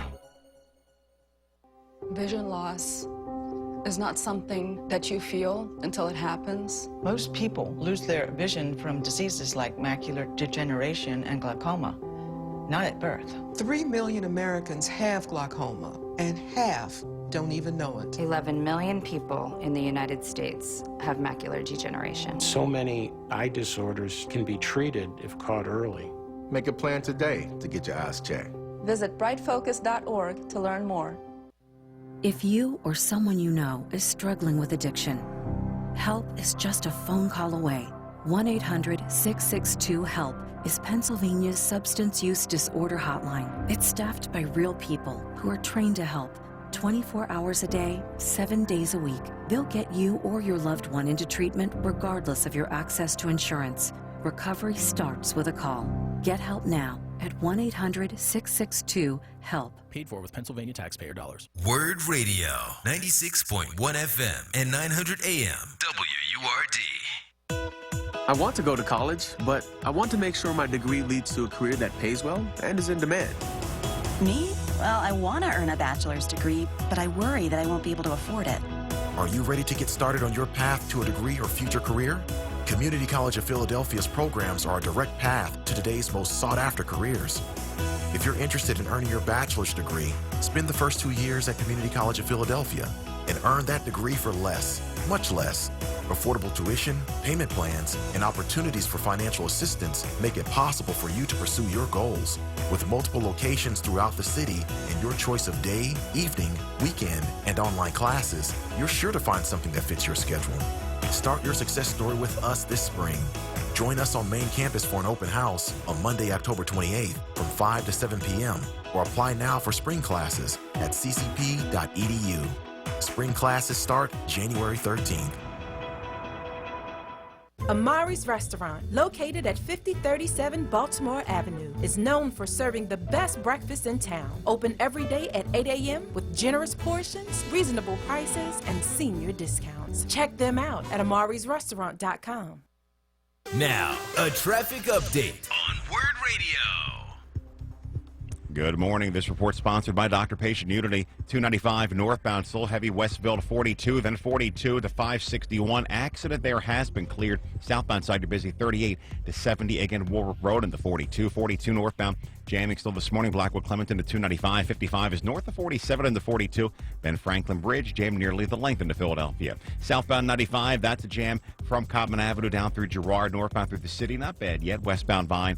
Make it both ways in the Vine Expressway, heavy heading into Broad Street. Schuylkill Expressway, both ways, east and west, but also stop and go this morning. As surprise medical bills bankrupt Americans, Bob Casey is standing up for patients and doctors, demanding insurance companies pay their fair share and supporting legislation that removes patients from billing disputes. Tell Bob Casey thank you and to keep fighting. Paid for by Dr. Patient Unity. For more traffic information, log on to sigalert.com. I'm Jim Bachman with your Philadelphia area traffic. It's Wake Up with Word, hosted by Solomon Jones. Right now on Word Radio, 96.1 FM and 900 AM WURD.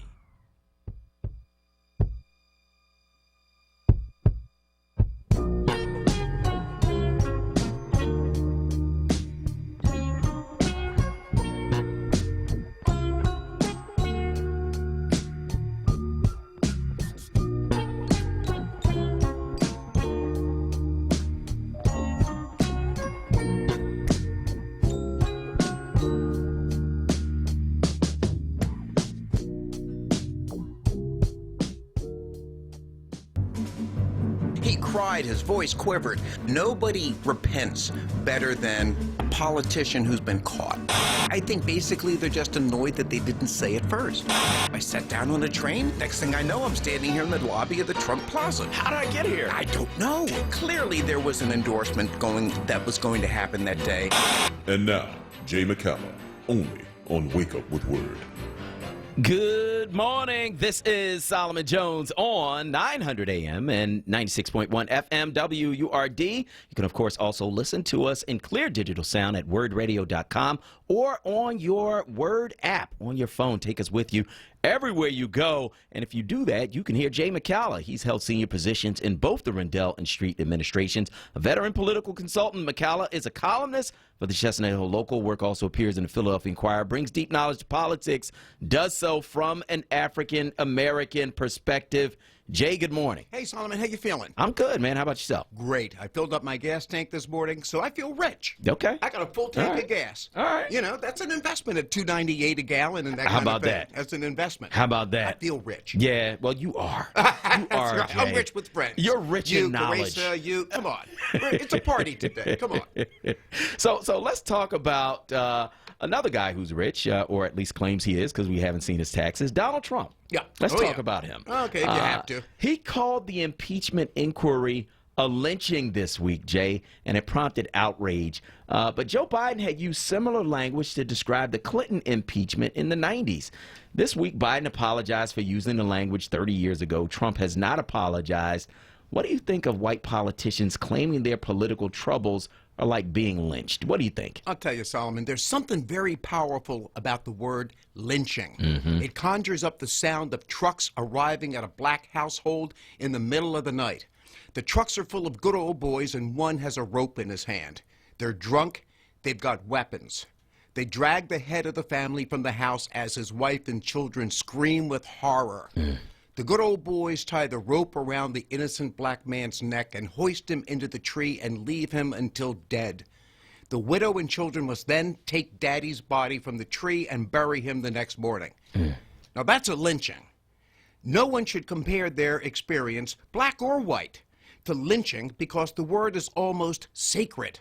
Nothing in our day and time compares to being drugged from your home and murdered in the night. And that happened uniquely to our brothers and sisters who populated the South. It's a suffering unique to our noble ancestors.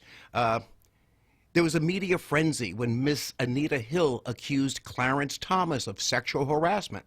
And what did Clarence Thomas do but complain that he's the victim of a, quote, high-tech lynching, unquote. This is the kind of incendiary emotional remarks that are intended to blind you to the facts. Did he sexually assault Anita Hill? Who knows? This is a lynching, and that takes precedent over whatever he's accused of. But Solomon, Trump is no victim. His soul is infected with a deep moral rot that stinks to high heaven. But he's no victim. Yeah, no, he's not a victim. He's a volunteer. He put himself. I like that. He's a volunteer. He put himself in a position because he just kept doing things that were illegal. I mean, he's done things that are crimes. You cannot go to a foreign national, right? That means a citizen, anybody who's a foreigner, and say, I need you to help me with this election. It's against the law. Yes, it is. You can't do it. He goes to the president of Ukraine, not once, not twice, but numerous times. We're learning that there was a whole pressure campaign before this phone call even happened to say, look, we want you to investigate Joe Biden. We want you to go to a microphone and say it. We want the world to be able to see that you're investigating Joe Biden. And then maybe we'll give you this $400 million in military money that we have for you. But first, I need you to do us a favor. Yeah. In the words of Don Corleone, I need a favor. Yeah. And it isn't even the day of your daughter's wedding. But look, I think Trump doesn't know. He doesn't believe the law applies to him. Maybe he's just so immoral he thinks there are no laws for him and that he can actually and literally do whatever he wants because he does. Look how he got his wife into this country. There are all kinds of questions about this quote-unquote genius visa that she got. She claimed to be able to speak French fluently, and apparently she cannot. So there's a lot of questions about how legally she got into the country. Yeah. You take a look at the kind of money Trump has taken to run his campaign. And I'm sure these guys who are locked up, who were pals of Rudy Giuliani's last week, who were funneling money into Trump's campaign, $400,000, $500,000, $600,000 is what we know. And I'm sure it was more than that because you can't move the needle on a presidential campaign with $400,000. So it was probably much, much more. He's just such a disreputable criminal person.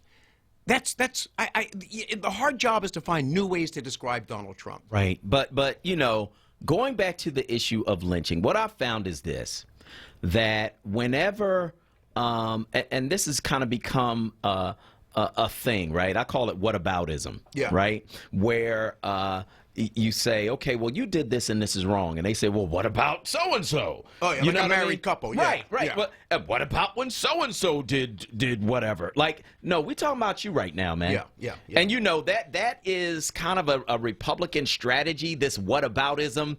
Well, you did this thing. You talked about lynching. It's not something that's appropriate. In fact, it borders on racist. It is insulting. It is demeaning. We don't want to hear you say that again. Yeah, well, what about 35 years ago when Joe Biden said it? Now, we're talking about you. Yeah. And Joe Biden apologized. What about you? We're talking about you right now, not this whole whataboutism thing. And I'm noticing that more and more. People don't want to answer questions about their own behavior. People don't want to be accountable for their own behavior. They want to say, what about so-and-so? And they think that's legitimate. If you have two children and one behaves badly and then you catch them and he says, well, what about my sister Ruby? Ruby did this last week. You'd smack him from here into next week, and That's then right. you'd go deal with Ruby later. That's right. But you'd have to be dealing with your own accountability, and you've got so many people with no character who want to do the dirt and not pay the price. Yeah. And be arrogant about it. Yep. How dare you Yep. try to catch me? How dare you? Shame is important, and I think shame made Trump back off having his little G7 summit at his Doral bed bug festival. If you believe what Rachel Maddow on MSNBC has said about his Doral Country Club, it's infested with bed bugs and it's dirty and it's been cited by the Board of Health. But it was the media shame that made him back off. And also he says, look, why should I commit another impeachable offense while they're trying to impeach me? So he's just so erratic. But that lynching remark is just such a slap in the face. I'll take it from you. I know it's your word, he says in the back of his head to African Americans, but like everything else, I'm going to take it from you. I'm going to take your liberty. I'm going to take your freedom. And other people who are similar to you, like brown Mexicans, I'm going to let them lie in their own filth at the border in cages. It's just another sign of his very deep contempt for African Americans in this country. Just one more sign. Yeah, it's a deep thing. It's a deep thing. Let's move on because about 24 House Republicans stormed a closed-door Intelligence Committee deposition to rail against the Democrat-led impeachment inquiry. The political stunt delayed the deposition for about 5 hours, Jay, but in the end, Deputy Assistant Defense Secretary Laura Cooper testified about Trump withholding defense money from Ukraine to force Ukraine to investigate Joe Biden. Can these kinds of stunts help Republicans slow this impeachment? What do you think? Well, I tell you, we now know that Donald Trump gave the green light for this mob action on the part of his worshipers in the House of Representatives. The mob of congressmen got his approval the day before they stormed a closed hearing. Mob violence is Trump's calling card. He encouraged audience members, you'll recall, to beat protesters and he'd pay their legal fees. Yep. You may remember that during the campaign. Trump praised the racist Nazi mob that gathered in Charlottesville and resulted in the murder, death by car of a lovely woman, Heather Heyer, who's on the correct side of the issue. Mob violence is also in the GOP playbook. During the Florida recount, Republican goon squads stormed the Board of Elections to intimidate them from counting the votes from the election between George Bush and Al Gore. These goons tried to force themselves into the room where the actual votes were being counted. Their whole plan is street violence, street gangs. Yeah. During the Vietnam War, Richard Nixon would rely on the hard hats, construction workers, to physically confront anti-war demonstrators. His rhetoric and Spiro Agnew, as vice president, they fired these guys up. In fact, there's more than one instance of hard hats actually physically attacking anti-war demonstrators. In my opinion, violence is a tool of the right wing.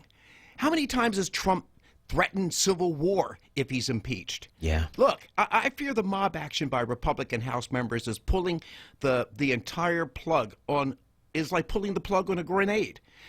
It's a signal to Trump's toothless, smelly, hate-filled worshipers that mob violence is now what is required to save his behind. And that's not acceptable. We're in a strange new world where Republican Congress people plan mob action in order to please the president. Now, that's perverse. Solomon, it's going to get way, way worse, I fear, before it gets even slightly better. Well, the thing that I would say is this, concerning Donald Trump's followers, right? The thing that we have to keep in mind is that all of them aren't toothless and smelly and dumb. Like many of them have on suits. William Barr. Many of them run companies. Many of them are not saying what it is that they support. Many of them are speaking with their wallet. And so we have to, I don't think we can underestimate these people. I think that they use one element in order to, and that's what they've always done. That's how racism works. They use one element to push the agenda by telling them, well, you know, at least you're better than black people. At least you're better than Mexicans. At least you're better than anybody brown. I don't care that you don't have a job. I don't care that you don't have an education. I don't care that you don't have medical care. I don't care about any of those things. At least you're better than these people. And it's a message that works, Jay, because these people are willing to vote against their own interests in order to support the affluent Trump supporters, those who have that $500,000 or $1 million to give to his campaign, those who are running companies, those who are keeping you out of jobs, those who are in the upper echelons of society. Like, all of them are not these folks that we see. A lot of them are people that we don't. That's the scary thing about them to me. Yeah, and you've got these corporate executives and some of the bigger corporations. I know some of the names, but I won't call them because I don't want to make a mistake. But you've got a lot of corporate America that is giving big bucks to Donald Trump, not necessarily because they hate Mexicans, but he has pledged and he's delivered to eliminate their taxes. The list of American corporations from General Electric to Home Depot to Amazon that do not pay a dime of taxes. We reach into our pocket to pay, and they pay nothing. Yeah. So they want Trump in office, and the votes, you know, they have the foot soldiers. They've got the stormtroopers. They've got the Nazis that'll show up in Charlottesville. They've got Fox News that'll spread his message on television, and it's all for the public can say. Behind closed doors, rich guys, I'm going to cut your taxes, and you're going to be able to abuse your workers. For public consumption, white is right.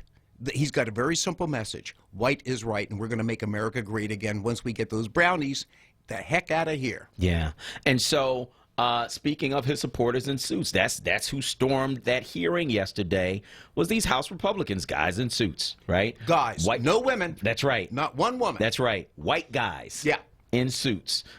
Come in and we're going to storm this hearing, and we're going to sit here. And what they wanted, Jay, one of the things that they said was, we want to be arrested. Like, because they wanted that spectacle of them being dragged out in handcuffs so that they could say, look, see, we knew that this was this is the Gestapo dragging us out in handcuffs because we're trying to stand up for your right to be in this hearing and disrupt it and keep people from getting facts and keep people from doing interviews and keep people from speaking up. See, they're arresting us for standing up for your rights. Like, they're trying to position themselves as activists. Yeah, and that's so offensive because activism and anger at injustice is ours. We're the ones. It was John Lewis who sat in the halls of Congress doing a demonstration in the last year. It's ours. They are acting out of their white privilege. We're white men, and we can walk and stomp and curse and do whatever the heck we want to do. Why? Because we're white men. And, you know, they need their faces slapped.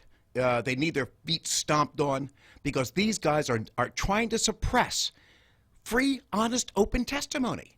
They know that they know that right now Trump is on a very slippery slope, Even Mitch McConnell says he's living through dark days right now, the White House.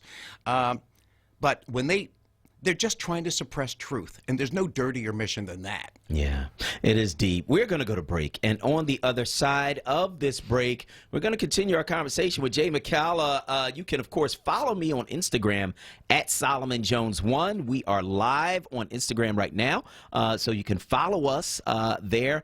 Follow me there at Solomon Jones 1, and of course, watch us on Facebook at onWURD.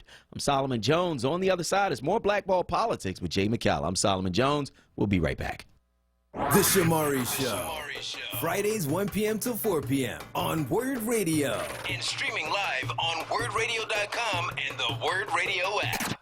Word family, this is Sarah Lomax Reese, President and CEO of Word Radio. Join me on Friday, November 1st from 5:30 to 7 p.m. for the next installment of the Walter P. Lomax Jr. MD Speaker Series, Struggle and Progress, a conversation on Frederick Douglass and Harriet Tubman. I'm excited to interview two of the leading scholars on Douglass and Tubman, Dr. C. James Trotman, founding director of the Frederick Douglass Institute, and Dr. Erica Armstrong Dunbar, author of She Came to Slay, The Life and Times of Harriet Tubman. This powerful discussion will be held at the Barnes Foundation as part of their First Friday festivities and will precede the premiere of Ruth Naomi Floyd's Frederick Douglass Jazz Works, a suite of music created to honor the legacy of the famed activist and abolitionist. You do not want to miss this amazing event, which happens to fall on the same day as the release of the new Harriet Tubman movie. Space is limited. For ticket information, go to wordradio.com or call 215-425-7875. In partnership with the Barnes Foundation, sponsored by Pico and Comcast NBC 10.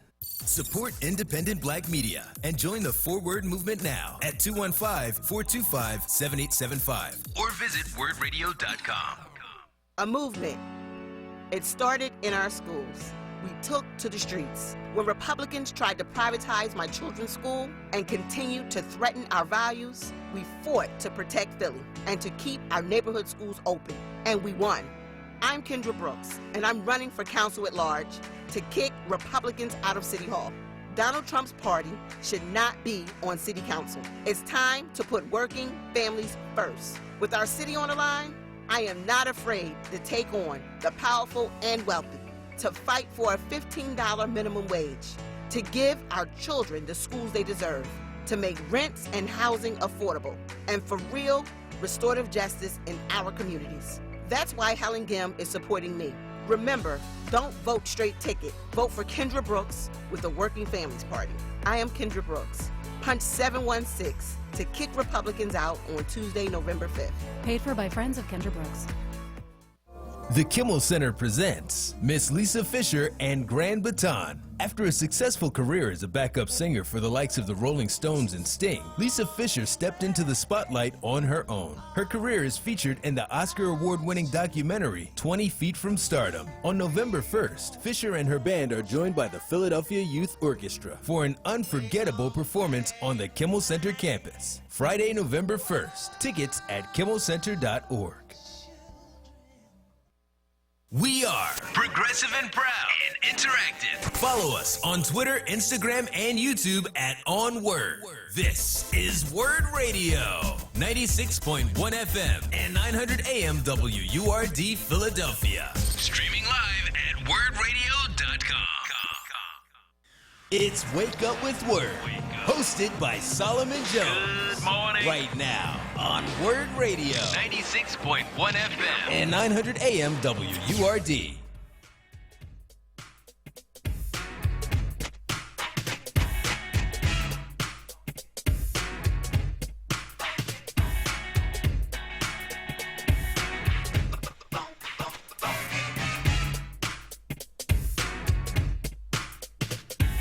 Good morning. This is Solomon Jones on 900 AM and 96.1 FM WURD. And we are talking with Jay McCalla. Jay McCalla, of course, veteran political consultant. And this is Blackball Politics. So, Jay, Governor Wolf and Republican lawmakers made some changes to Pennsylvania voting laws, its election system. Some changes that are kind of big for Pennsylvania, but not necessarily big in the scheme of things. But some changes, Jay. What do you think about it? I don't know. One of the changes that they're doing is taking let's say, reducing the voter registration deadline from 30 days before the election to 15 days before the election. Now, that's kind of typical of the changes they're making. They're nibbling at the edges. When it comes to getting an absentee ballot, you could request one. You used to have a reason to request an absentee ballot. Now you don't have to have a reason.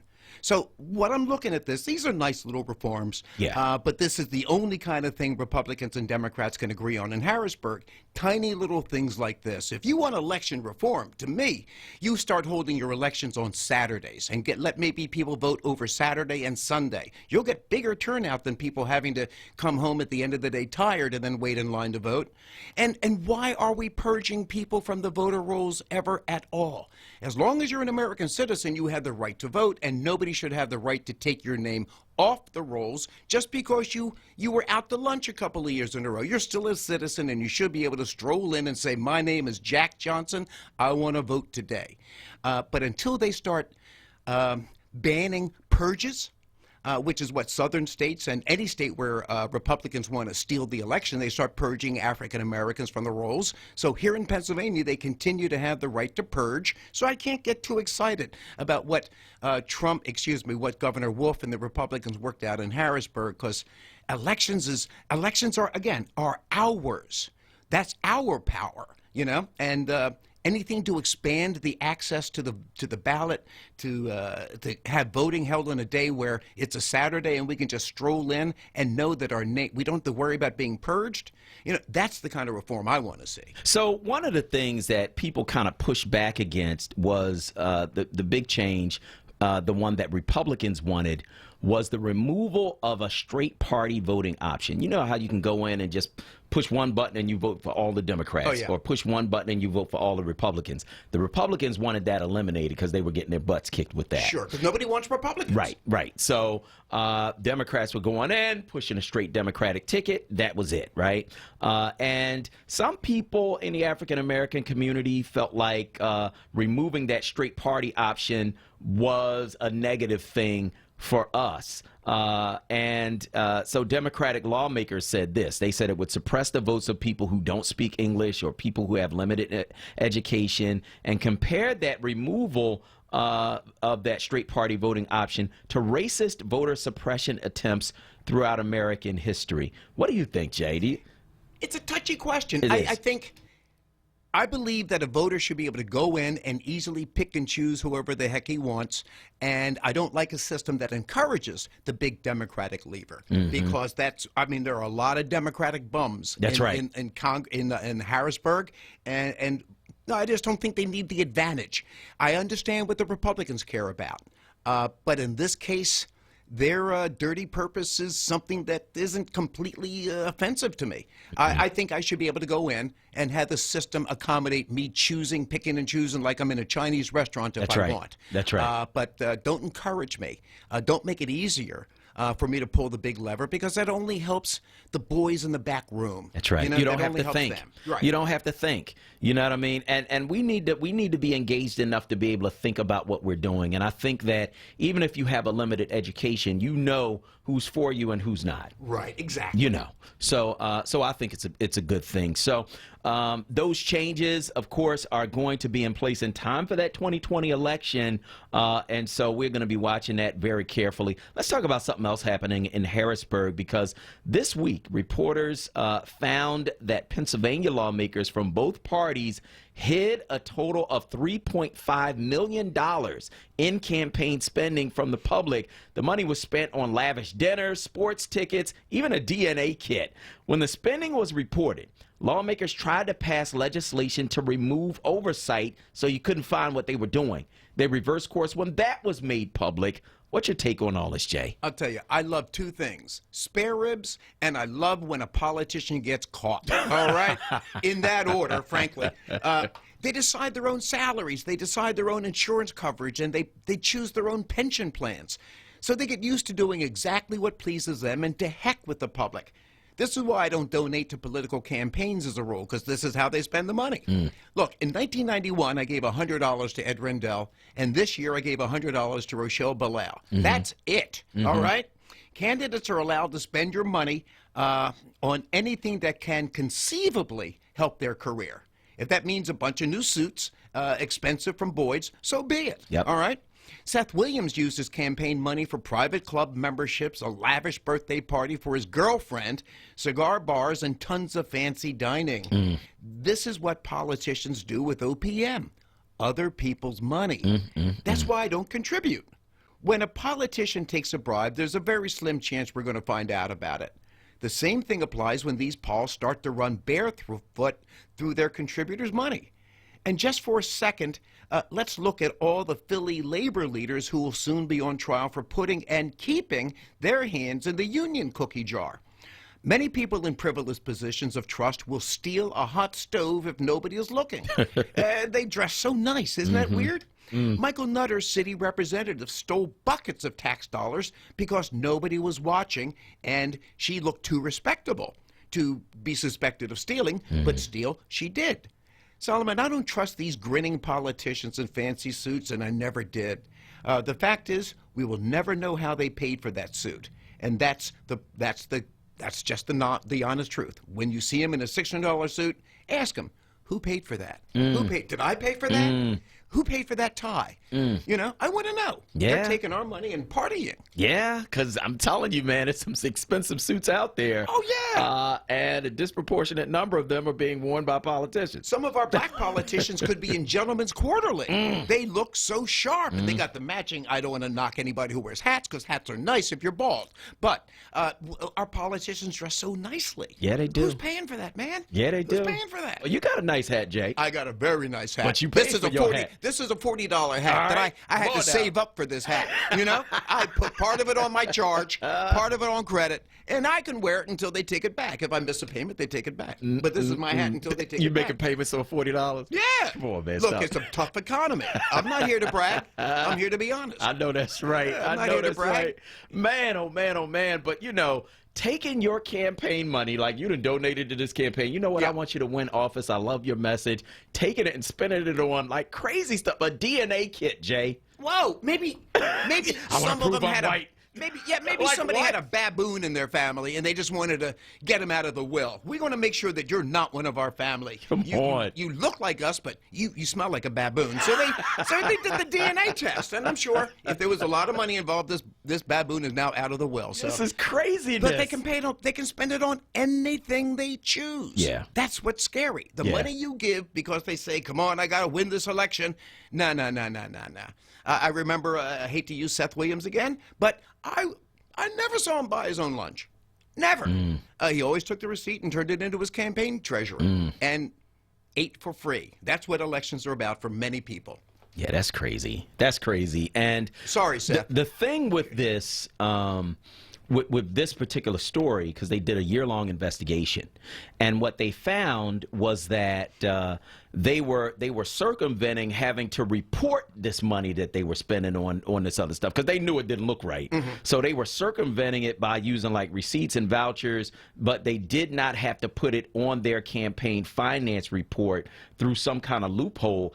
And so when they looked at this extra money, what they found was they were spending it on nonsense. These expensive dinners, DNA kits, trips, sporting events, like stuff that you're supposed to be paying for that yourself, man. That's not a campaign expense. So you're taking our money and just spending it on whatever you want to, and then hiding it. And then when they reported it, they tried to put in legislation to let them hide it again. And once they reported that, they pulled back and said, okay, well, everybody knows. So now, you know, the jig is up. We can't do it. It's a mess.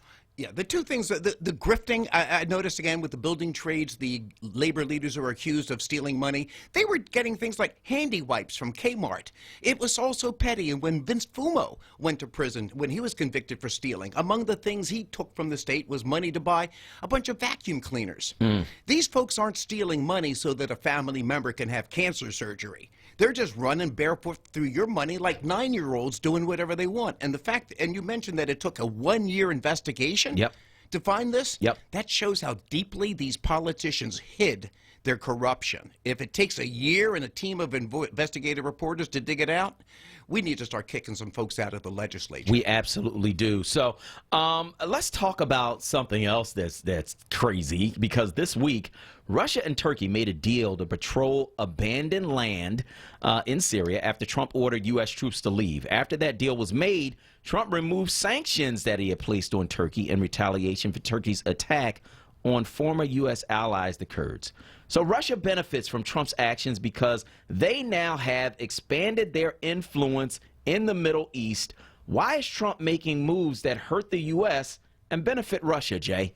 Solomon, Trump's diseased little mind has him howling and barking like a dog. What? Nothing he says. I'm sorry, that's the way I feel. I like dogs, too, so I feel bad about the comparison. But nothing he says or does adds up about the Kurds. First off, the sanctions that Trump is now lifting from Turkey were only imposed last week.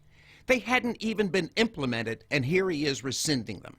Accordingly, I think the sanctions against Turkey were a smokescreen to make it appear that Trump was angry about the slaughter of our allies.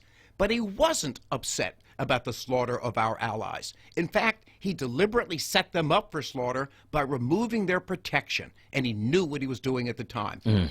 Russia and Turkey wanted to control northern Syria, so Trump allowed them to massacre the Kurds who lived there and had been our allies up until 10 days earlier.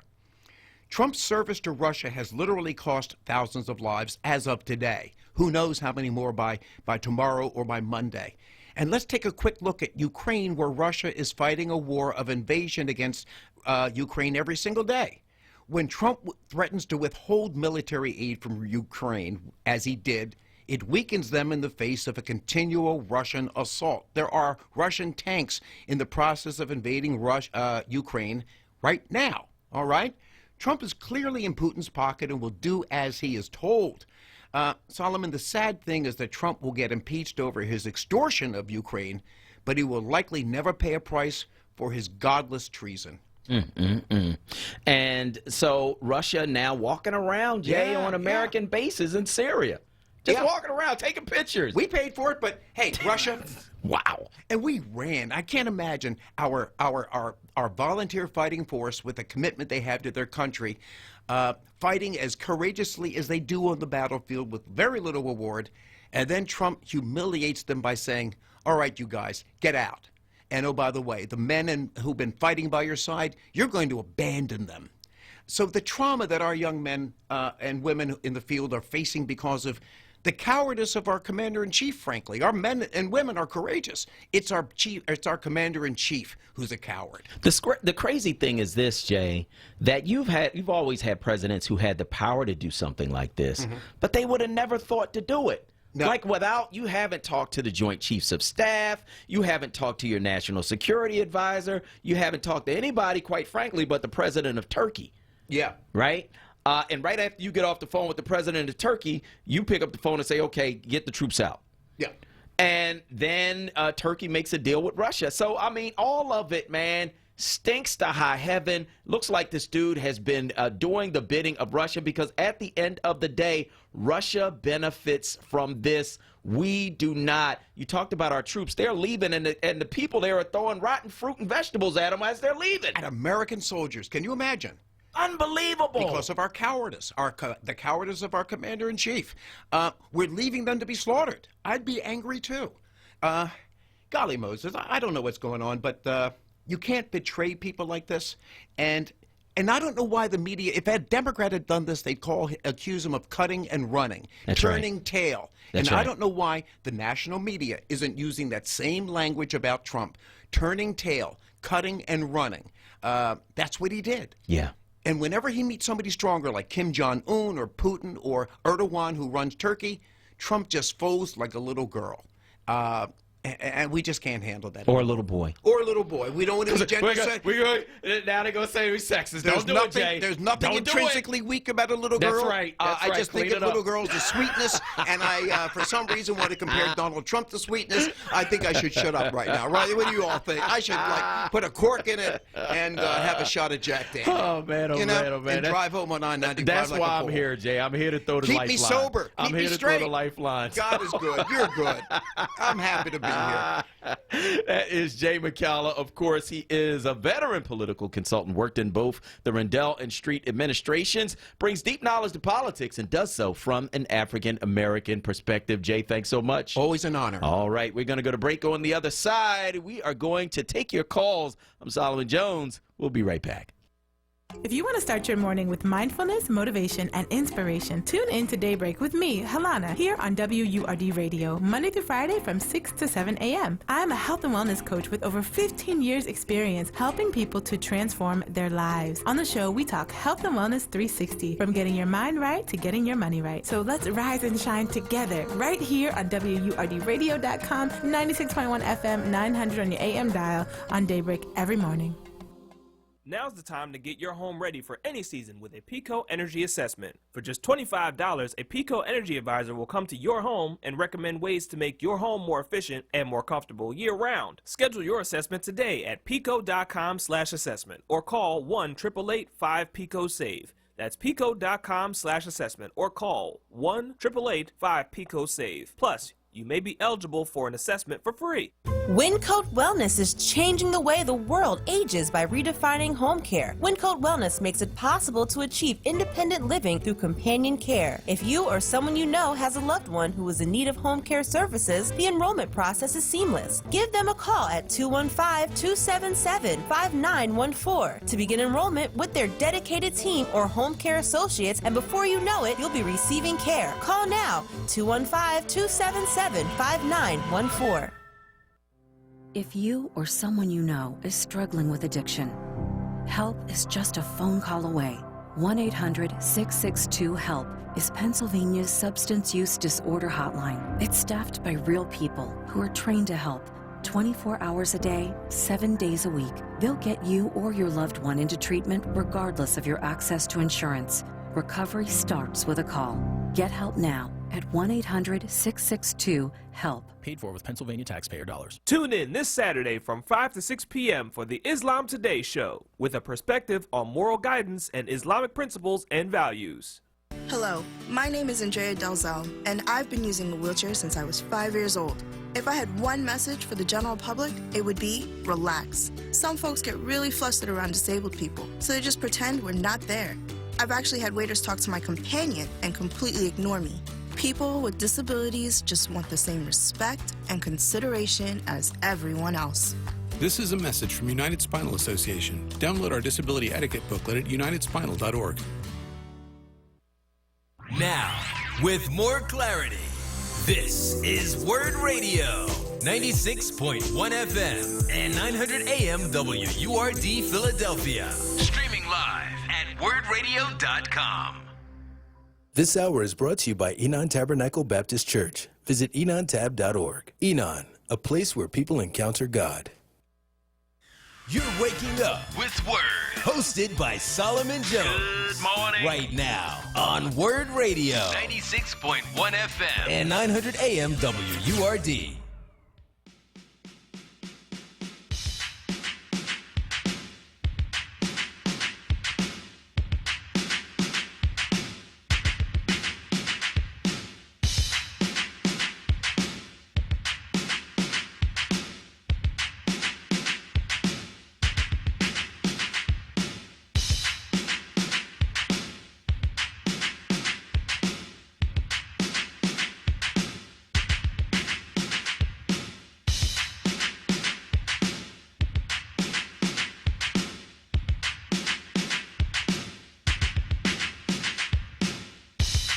Good morning. This is Solomon Jones on 900 AM and 96.1 FM WURD. And I want to thank you for joining us here at 900 AM, 96.1 FM. Also on WURDradio.com. That's where you can check us out live and in clear digital sound. You can also listen to us on your phone at WURD. And we appreciate each and every one of you. We're taking your calls now at 215-634-8065. That is 215-634-8065. That is the number you can call to get in on the conversation right here at WURD Radio. We are talking about a number of things on this morning's show, including our top 3 stories, which include story number 1, reducing gun violence in Philadelphia could translate into millions more in property value and tax revenue. That's what City Controller Rebecca Reinhardt said Wednesday, revealing an analysis by her office showing that homicides decrease home sale prices. Story number 2 is President Donald Trump announced Wednesday he was lifting all sanctions on Turkey after it agreed to halt its attack on America's former Kurdish allies in northeastern Syria. And of course, that opens the door for Russia. Story number 3, 2 men seeking to settle a feud with a third suspected drug dealer approached his house in Kensington on Sunday, fired a rifle into the house, and killed a 2-year-old girl. This whole thing tied to the drug trade in Kensington. And it breaks my heart because I talked to one of the community leaders there as we stood on the 1800 block of Hilton Street several months ago. And she told me our kids are being shot and killed by drug dealers. Our kids are being shot by drug dealers, and we haven't seen this before. Our kids are in danger. And unfortunately, nobody was listening until this little 2-year-old girl lost her life.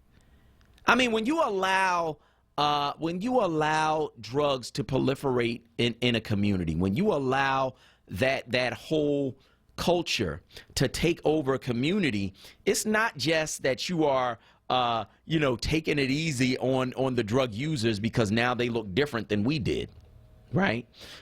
It's that you are opening the door to everything that comes with it. You're opening the door to drug dealers fighting violently over territory. You're opening the door to gunplay in your community.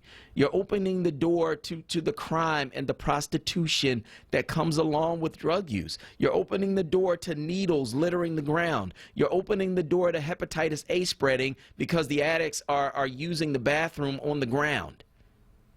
You're opening the door to all of that. And, you know, I know that there are people who feel like, oh, you know, now we understand that addiction is a disease. Well, it's funny because I ain't see none of y'all when it was black people. I ain't see none of y'all.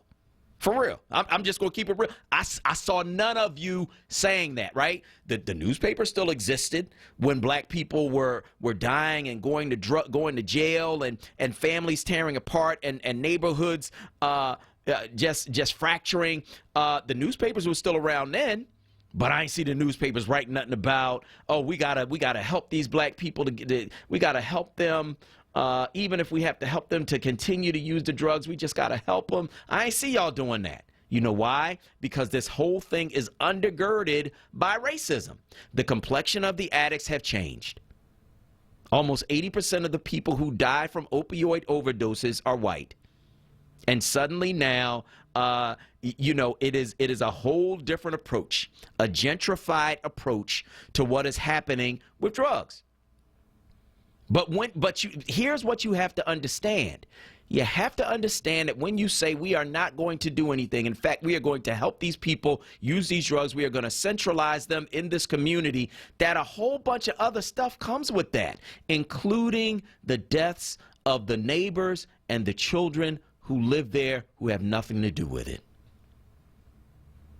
That's the reality, right? And that's the reality that needs to be driven home with the death of this little girl. I want to hear from you. 215-634-8065. That's 215-634-8065. How do we change it? How do we solve it? How do we protect those who are suffering under the weight of this drug culture that's been allowed in our communities? You know, and I want to hear from the harm reduction people too. I want to hear from y'all because, you know, allowing this culture to take place in this community, how do you account for the gunplay? How do you account for the drug dealers who are fighting it out, killing each other, killing innocent bystanders over this territory that is extremely lucrative because the government has said we are going to allow drug use to be done in this community, and we're going to encourage it by saying come here so we can watch you do your drugs, help you do your drugs, and send you on your way.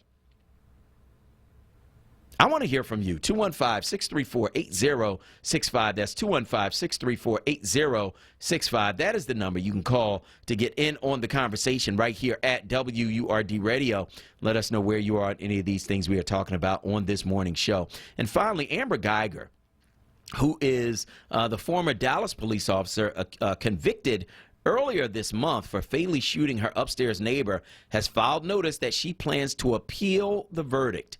Now, Amber Geiger walked into Botham Jean's apartment. Botham Jean, 26-year-old, young black man, certified public accountant, worship leader at his church, good young man by all accounts, sitting on his couch, eating ice cream, watching TV. She walks into his apartment and shoots him dead and claims she didn't know that she was in somebody else's apartment, claims that this man who was sitting on the couch, eating ice cream and watching TV was a burglar. Do burglars come in and sit on your couch and eat ice cream and watch TV in their, you know, in their house clothes? You know what I mean? Don't they have like a bag or something with them with your stuff in it or something? Like, what are you talking about? Like, the story never made sense at all. So after all the forgiveness and all of the compassion and the rubbing of her hair by the bailiff and the hugging by the judge and certainly the forgiveness by the family member, you know, after all of that, she's saying, look, I don't want to be responsible for what I did. I know what I did. I know that I shot him, but I didn't mean to. And so don't treat me like you would treat anybody else. I'm going to appeal because I don't think I should be responsible for killing this person in his own home. I want to hear from you. What do you think about that? 215-634-8065. That's 215-634-8065. That is the number you can call to get in on the conversation right here at WURD Radio. Let's talk to Greg from East Falls on line 1. Go ahead, Greg. Yeah, how you doing, Solomon? I'm good. How are you? All right. When you talk about the drug situation, and it is racism, I'm not going to put it all on Kenny, but I'm not surprised that Kenny supports it because he was a councilman at large for 23 years. So all that you were talking about, I never seen him pass legislation, as you say, when it was black people doing it. And in fact, he was part of that law and order Rizzo-crat type thing. I could always predict what his position was. And it's funny because when I say that about Kenny, after watching his history for the 23 years that he's been in council, since it would come up, I get criticized because I call him a racist. Doesn't mean I dislike him. I just believe that his policies were racist. So I'm not surprised that he's now as mayor and supporting that because his people, are dying, and I'm not for anybody dying, so I don't want that to get the message to get across. It's funny you start talking about Amber Dyer, because that was my position too. You're so sorry. Why not just take your 10-year punishment that you escaped with, okay? And I look at it that way, and then just go on. But that you want to appeal, but you're so sorry. I feel the same way you did. Like, come on with that. I never believed it was sincere. But once again, us as black people, and we can argue or say that we got forgiving nature, which we do. I'm not. That doesn't escape me, Solomon, because we are supposed to forgive, and all that. But that's when we are, I just can't see how you can forgive somebody just like that, knowing this history. So I just wanted to throw that in there. I was listening to you. All right. All right. Thank you, Greg. I appreciate your call this morning on WURD Radio. Yeah, you don't want to be responsible for what you did. Right? You acknowledge that you killed this person. Right? You give us this cockamamie story that makes no sense whatsoever. That you walked into somebody else's apartment, saw them sitting on the couch eating ice cream and watching TV, and thought they were a burglar, right? You didn't realize that, wait a minute, the furniture is arranged differently. You didn't realize any of that, right? And you shot this person dead.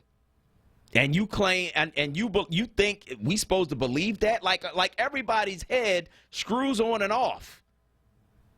Nobody believed it. The jury didn't believe it. And yet, you want to go back and try to still shirk responsibility for what you did. Kawesa, to me, that really is the bottom line. You're appealing this. You got off easy with a 10-year sentence where you really will probably only do 5. You got off easy for murder, right? And now, after everybody's forgiven you and stroked your hair and hugged you and all of this, now you want to then come back and still say, well, I'm not responsible. It's reprehensible.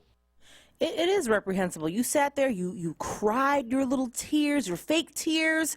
While you were on that stand, you were sitting there and so sad and depressed, and everybody's petting you and hugging you and forgiving you. And clearly, you clearly don't care about the fact that you took this man's life because you don't want to take responsibility for it. I don't know if it's privilege, racism, ignorance, her upbringing. It's probably a mixture of all of that. And because I'm black, I'm going to say it's racism. Mm-hmm. That's how I feel. But, it's just, you're right. It is beyond hurtful. It's beyond angering. I don't even know if the angering is a word, but it pisses me off so very much. Yeah. It really does, Yeah. because she has no regard for the fact that she took this man's life. Yeah, it's crazy. We want to hear from you. Give us a call, 215-634-8065. That's 215-634-8065. That is the number you can call to get in on the conversation right here at WURD Radio. Let us know where you are on this question of Amber Geiger appealing her conviction. You know you killed this person. You admit that you killed this person, and yet you think you shouldn't be held responsible. Right? I shouldn't be convicted. Right? I admit I walked into this person's apartment and I gave you some cockamamie story about I thought that I was in my own apartment, even though this guy's sitting on the couch eating ice cream, watching TV, even though the furniture is arranged differently, even though it smells different, it looks different. There's a red carpet in front of the house. I wonder how that got there. Maybe I put it there in my sleep. I don't know, but I thought it was my place. No, you didn't. Nobody believes that, including a jury of your peers, and now you're trying to shirk responsibility?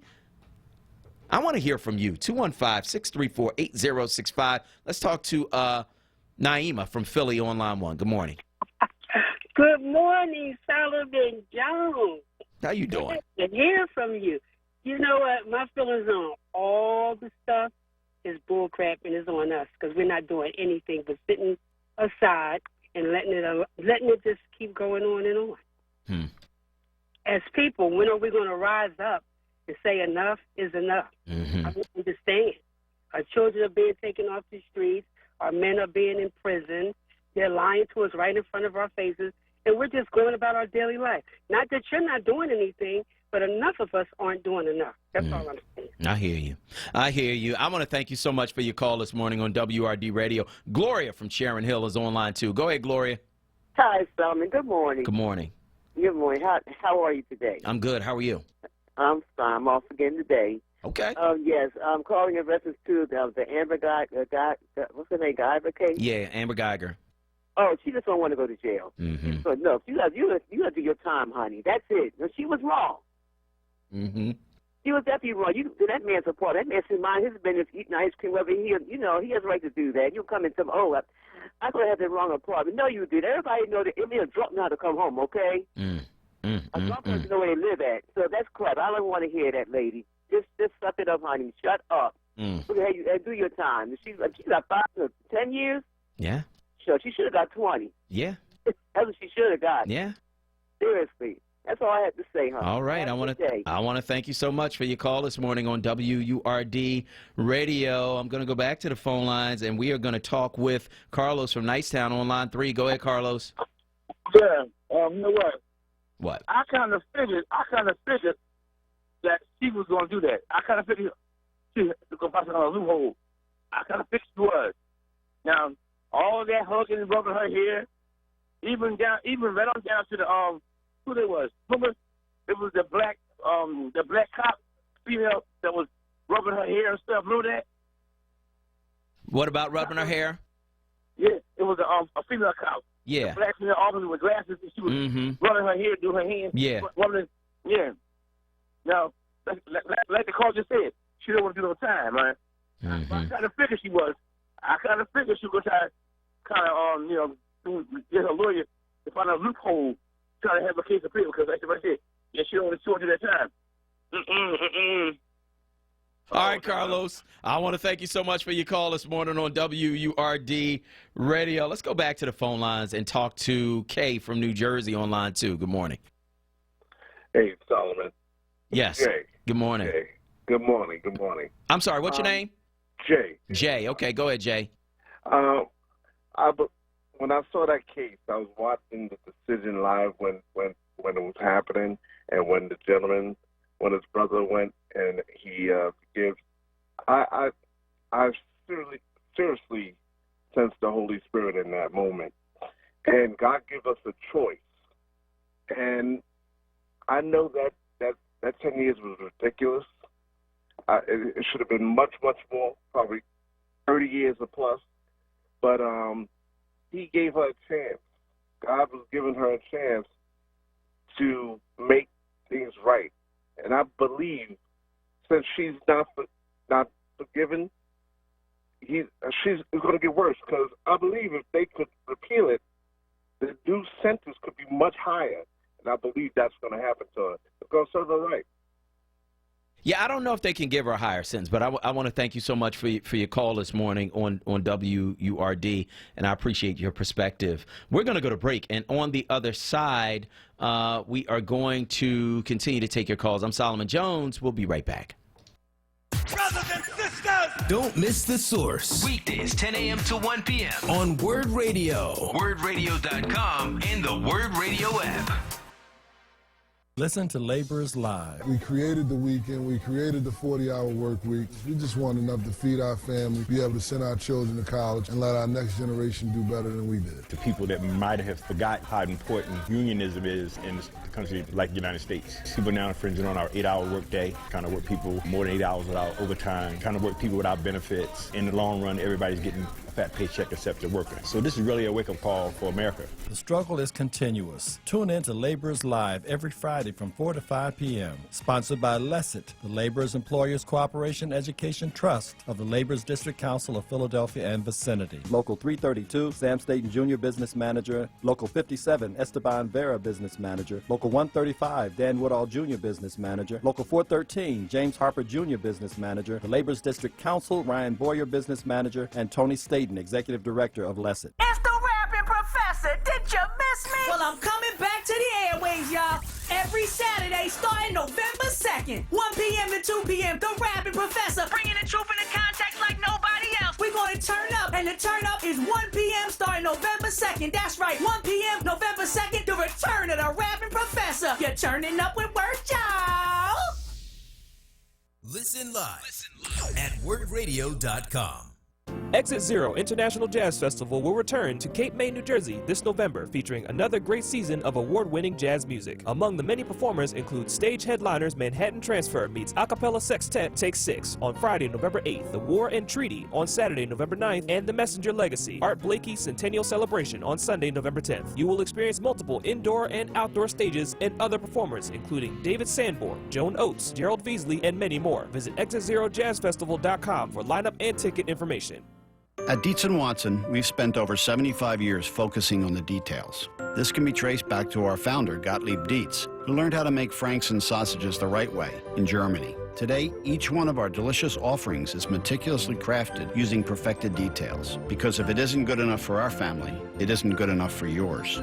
To us, the details make all the difference.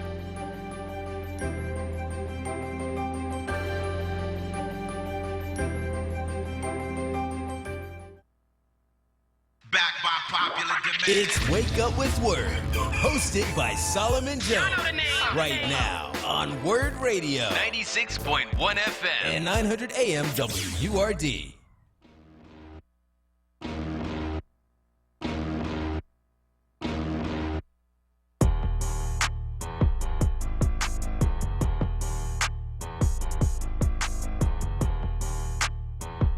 Good morning. This is Solomon Jones on 900 AM, 96.1 FM, WURD.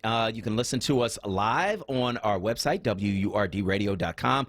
Also, you can check us out on your app, on your phone at Word Radio, and take us with you everywhere you go. We want you listening also and watching on Facebook. You can watch us on Facebook. We are live. Just go to FORWRD on Facebook. And we want you to share and like that video. We got to give a shout out to one of our viewers.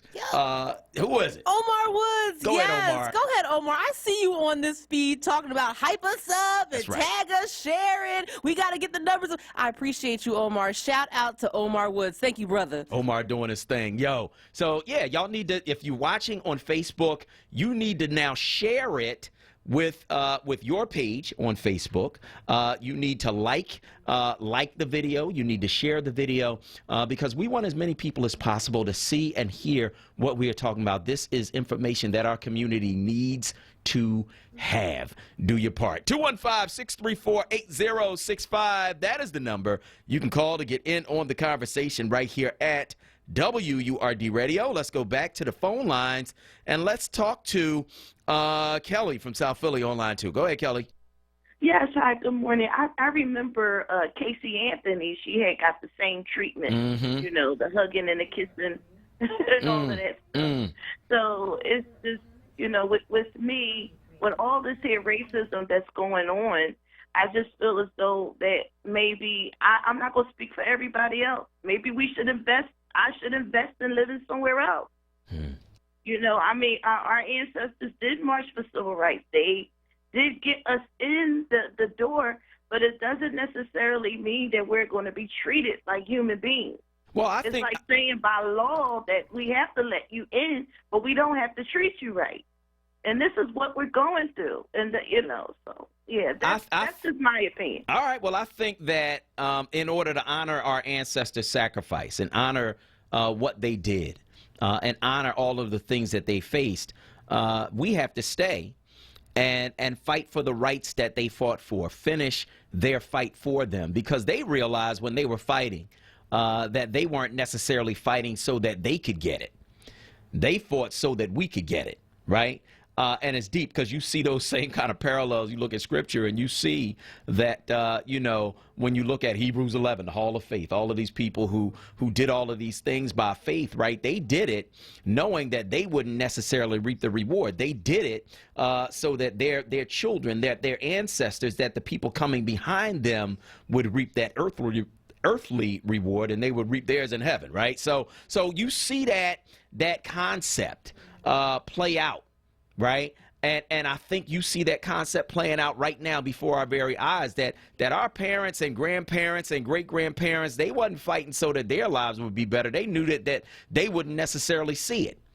But they knew that they were fighting for their children. And so I say that to say that for us to then just say, okay, well, let's just go. We tired of fighting. We ain't going to fight anymore. We ain't going to stand up for these rights anymore. Well, I think in doing that, we dishonor the sacrifice of those who came before us, because they wasn't doing that so that they would get it. They were doing it so that we would get it. Let's go to line 3, talk to Reverend Carr from Parkside.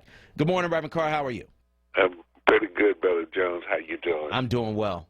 Good, good. I remember about 2 or 3 weeks ago when this Amber Geiger decision came down, I did tell you that she was going to appeal it. Mm-hmm. Wasn't surprised.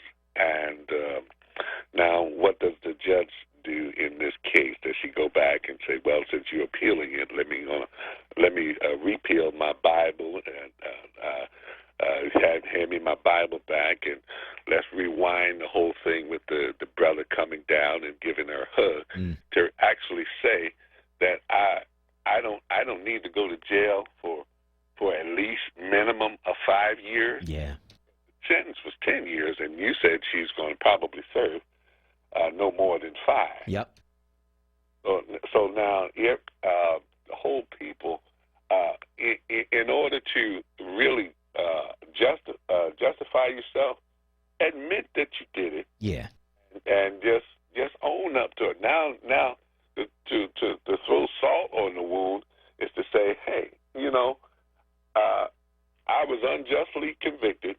And then maybe she gets out while doing the appeal. Yeah. Joe, yeah. Yes, real quick, did you hear about the Rebecca Reinhardt had a press conference down at City Hall? Yeah, we had Rebecca Reinhardt on this morning. Yeah, okay. She was on this morning. But you weren't included in that? Because I knew that, because I saw the president of the black clergy, he was there, and I saw Mark Tyler, he was there from Mother Bethel. Uh-huh. I'm surprised that they left out your voice. No, they did not. So here's what happened. So yes, sir. I got a call from the controller's office on Tuesday asking me to come to a press briefing. So actually I met privately with a group of other reporters with the controller at 11 o'clock prior to that 3 o'clock press conference that they did. And so, no, I was not left out. And we also had the controller on this morning. But, no, they didn't leave me out. Okay, because, you are the voice that's crying in the wilderness. Mm. Yeah, and continue to keep your voice strong, Brother Solomon. And whatever you've done with that cold, it seems like I'm catching it. Uh-oh, I done put it out over the air. Yeah, Yeah. Next Sunday, and it's like, Lord, I got to call Brother Solomon so he can help me or somebody. Thank you, Brother Solomon. All right, Reverend Carr, praying for you with that cold, man. So 215-634-8065 is the number that you can call to get in on the conversation. And, yeah, I saw that press conference, and, of course, we saw our members of the Rally for Justice Coalition, Mark Tyler, as well as Reverend Broadnax. We saw them there, and we had talked to them a little bit earlier about some issues that we're still dealing with around our battle with policing here in the city of Philadelphia, and we appreciate seeing them there and having them there representing our community, and so we appreciate that. 215-634-8065. That's 215-634-8065 is the number you can call to get in on the conversation right here at WRD. Let's go back to the phone lines. Let's talk to Brother O'Kang from Sharon Hill on line 1. Go ahead, Brother O'Kang. Hotep, peace, many blessings to you and yours, and to all the queens and kings present at the station. Yes, sir. And to you, listening audience. Yeah, the Amber Geiger case, it seems like there's a different standard when it's in the African community, though. You know, they shoot first and ask questions later. Mm-hmm. You know? Mm-hmm. And that's where it seems the way the police are here, you know? We need to try and buddy up with the police, you know, though, seriously, and they get to know us a little bit better, you know. Yeah, I think it is about relationship, Brother O'Kang. I think you're absolutely right, and I'm seeing, you know, some officers and some supervisors. I'm seeing some commanders really trying to focus on building those relationships, and I think that's the right way to go. I think there needs to be relationship, but I also think there needs to be accountability, and I think there needs to be recognition of when they do things right. So, you know, I'm encouraged by what I see in the 14th with the captain there trying to build relationships with the community. I'm encouraged by that, and so we want to support that and shout that out. But when they do things wrong, we need to hold them accountable as well. But I think you're absolutely right. It's about relationship. Right. Yeah, I'm happy because I used to live up in the 14th Police District. Mm-hmm. And, you know, I know how they are, you know, so, you know, I was trying to draw a relationship with the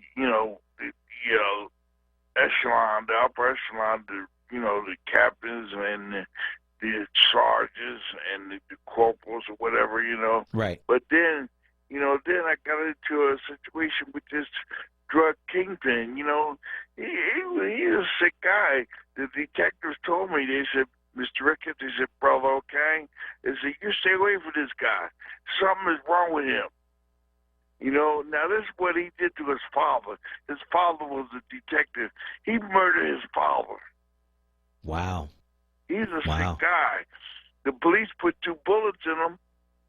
When did all this happen, Brother O'Kang? It's about 4 years ago now. About 4 years ago?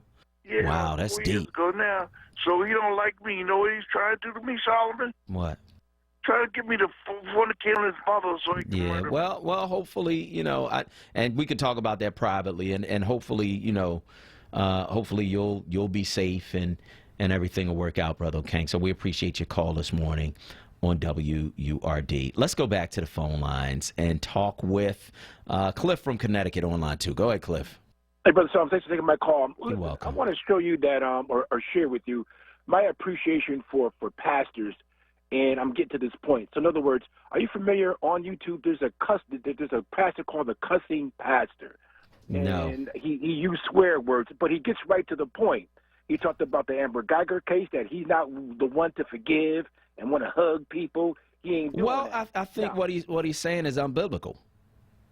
I do, because first of all, the Bible tells you do not let filthy communication proceed out of your mouth. So if you are supposed to be doing that, right, and representing God, then you know that is it doesn't make sense. It's an oxymoron. How can you be speaking in ways that you're not supposed to, but yet be representing God? Doesn't make sense to me. But Brother Solomon, who determines what's a swear word? Again, it wasn't black do people. not let filthy communication proceed out of your mouth, right? Okay, I digress from that. But here's the point I'm saying. The point I'm making is that now Jesse Peterson, this is a black preacher, conservative. This brother came out of his mouth and made a comment by Elijah Cummings that he deserved and he was killed by God because he was the one leading the attack on Trump. Now, which type of preacher would you rather serve? And by the way, let me also add this. I'd rather serve God. I ain't serving no preacher. Right? So this is what I'm saying. What I'm saying is this, that if it does not line up, and this is just me talking about my faith, and I know people have different faiths, and I respect that, right? But in terms of my faith, if what you are saying and what you are doing does not line up with my faith, then I got to question who you're really speaking for and who you really are representing. And so I'm not following any particular pastor. I'm following a faith. I'm seeking a relationship with the Lord. I'm not seeking to follow somebody who is fallible just like I am. Okay, I understand that. And my last question, in terms of Sister Jefferson, the funeral, I believe, will take place today. My question to you, and I'm looking for your honesty, have you heard any pushback or anything coming from T.D. Jakes about the killing of our people in Dallas, in Texas? I don't really listen to T.D. Jakes. So I don't know. And I'm probably not the right person to ask because I'm not seeking out what T.D. Jakes is saying on these issues. So if I have not heard it, if I have not, he should say so. That's right. the point I'm making. Black preachers, man, need to be activists and get involved. You're making that money. Get involved with the community, and the ills that impact the community, take a stand. That's all I'm saying. Thank you, brother. All right, Cliff, I appreciate that. And I do want to point out most pastors ain't making a whole lot of money. You know what I mean? Most of them got to work other jobs. So, I know people think, that preachers making all this money. That's not necessarily the case. So I want to thank you for your call this morning on WURD Radio. I'm going to go back to the phone lines, and we're going to talk with Rakisha from North Philly on line 4. Good morning. Good morning, Rakisha. Good morning. It's Rakisha. Okay. Who and how much is the appeal of this convicted police officer? I'm sorry, what'd you say? Who or how much is the appeal of this convicted police officer? So when you appeal based on, some flaw in the case, and I believe it goes before another judge or another panel of judges, and that's how an appeal goes. So it'll be somewhere in Texas before, I'm assuming, another judge. But who's paying for it? I guess that she's paying for her own defense. Okay. Seems like we'll be a lot. I mean, she's not working, so I'm wondering how much an appeal would actually cost. I have no idea, but I think that's a good question. I think if she's not paying for it, certainly there are those who support her who would pay for it. Maybe it's a police group. Maybe it's her family and friends. Maybe they're doing a GoFundMe in order to pay for it. But I believe they're going to be paying for a private defense. It's not going to be like a public defender or anything like that. Okay, thank you very much. All right, thank you for your call this morning on WRD. Tyrone from Southwest is on line 3. Go ahead, Tyrone. Good morning, Solomon. Good morning. Can you get off the speakerphone, please? I'm not on the speakerphone. Sound like it. Okay, go ahead. Yes, I said I had been saying all along that Trump's trying to sell the country out, and it seems to appear the things that you have said is so correct. And I said to a lot of young people before this incident even occurred, you have never seen a Russian in the White House. And that should tell you something right then and there. And you're doing a terrific job. Thank you. And have a blessed day. Thank you. You have a blessed day, too, and thank you so much for your call. Let's go to our next caller. Joyce from Philly is on line 1. Go ahead, Joyce. Good morning, Solomon. How are you? Good, and you? I'm doing great. I have a problem with somebody going in your pockets to tell you how you're supposed to do things. We're supposed to be the ones that you're speaking for to a certain extent. Mm-hmm. But for somebody to say, oh, for the preachers that's making good money, he knows not what you make. Nope. Okay? It's none of his concern. But what his concern is to get off the phone, get off his butt, stop being a couch potato on the telephone, and get out there and do something. We all should be. Because it's a matter of our livelihood, our grandchildren, and anybody else that is black. Not black saying, but who is black. Okay? And have a great day, you and your family. Thank you so much. I appreciate your call this morning on WURD Radio. We're going to go to break, and on the other side, we are going to talk with our next guest because this investigation is coming out of Harrisburg. Unbelievable information from this one-year investigation. We're going to talk with one of the journalists that did it on the other side of this break. His name is Sam Janesh. He's a reporter for The Caucus, and he joins us in just a few minutes on WRD. Stay tuned. I'm Solomon Jones. We'll be right back. Brothers and sisters, don't miss The Source. Weekdays 10 a.m. to 1 p.m. on Word Radio, WordRadio.com, and the Word Radio app.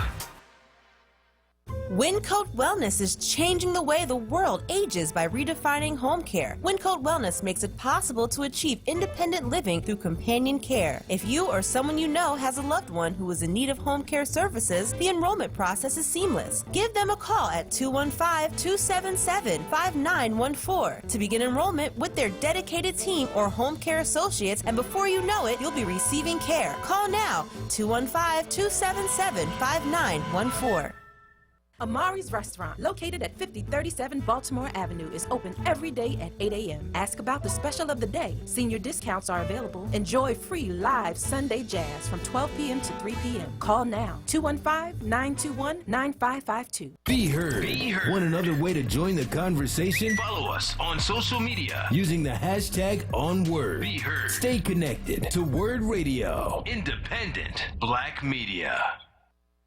Back by popular demand. It's Wake Up with Word, hosted by Solomon Jones. Right now on Word Radio, 96.1 FM and 900 AM WURD.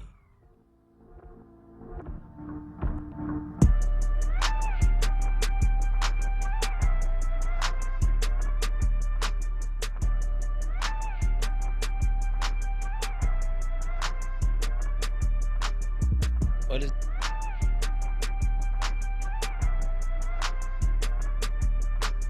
Good morning. This is Solomon Jones on 900 AM, 96.1 FM, WURD. And you can also listen to us at wordradio.com. That's WURDradio.com. Or on your Word app on your phone. Take us everywhere you go in clear digital sound. Our next guest is Sam Janesh. He is a reporter for The Caucus. They did a story with Spotlight PA, which uncovered some unusual spending by many in leadership in Harrisburg. Sam Janesh, welcome to WURD. Thanks for having me.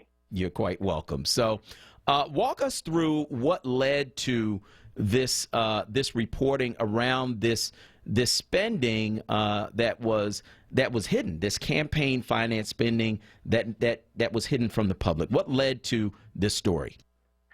Yeah, so this story began pretty much over a year ago.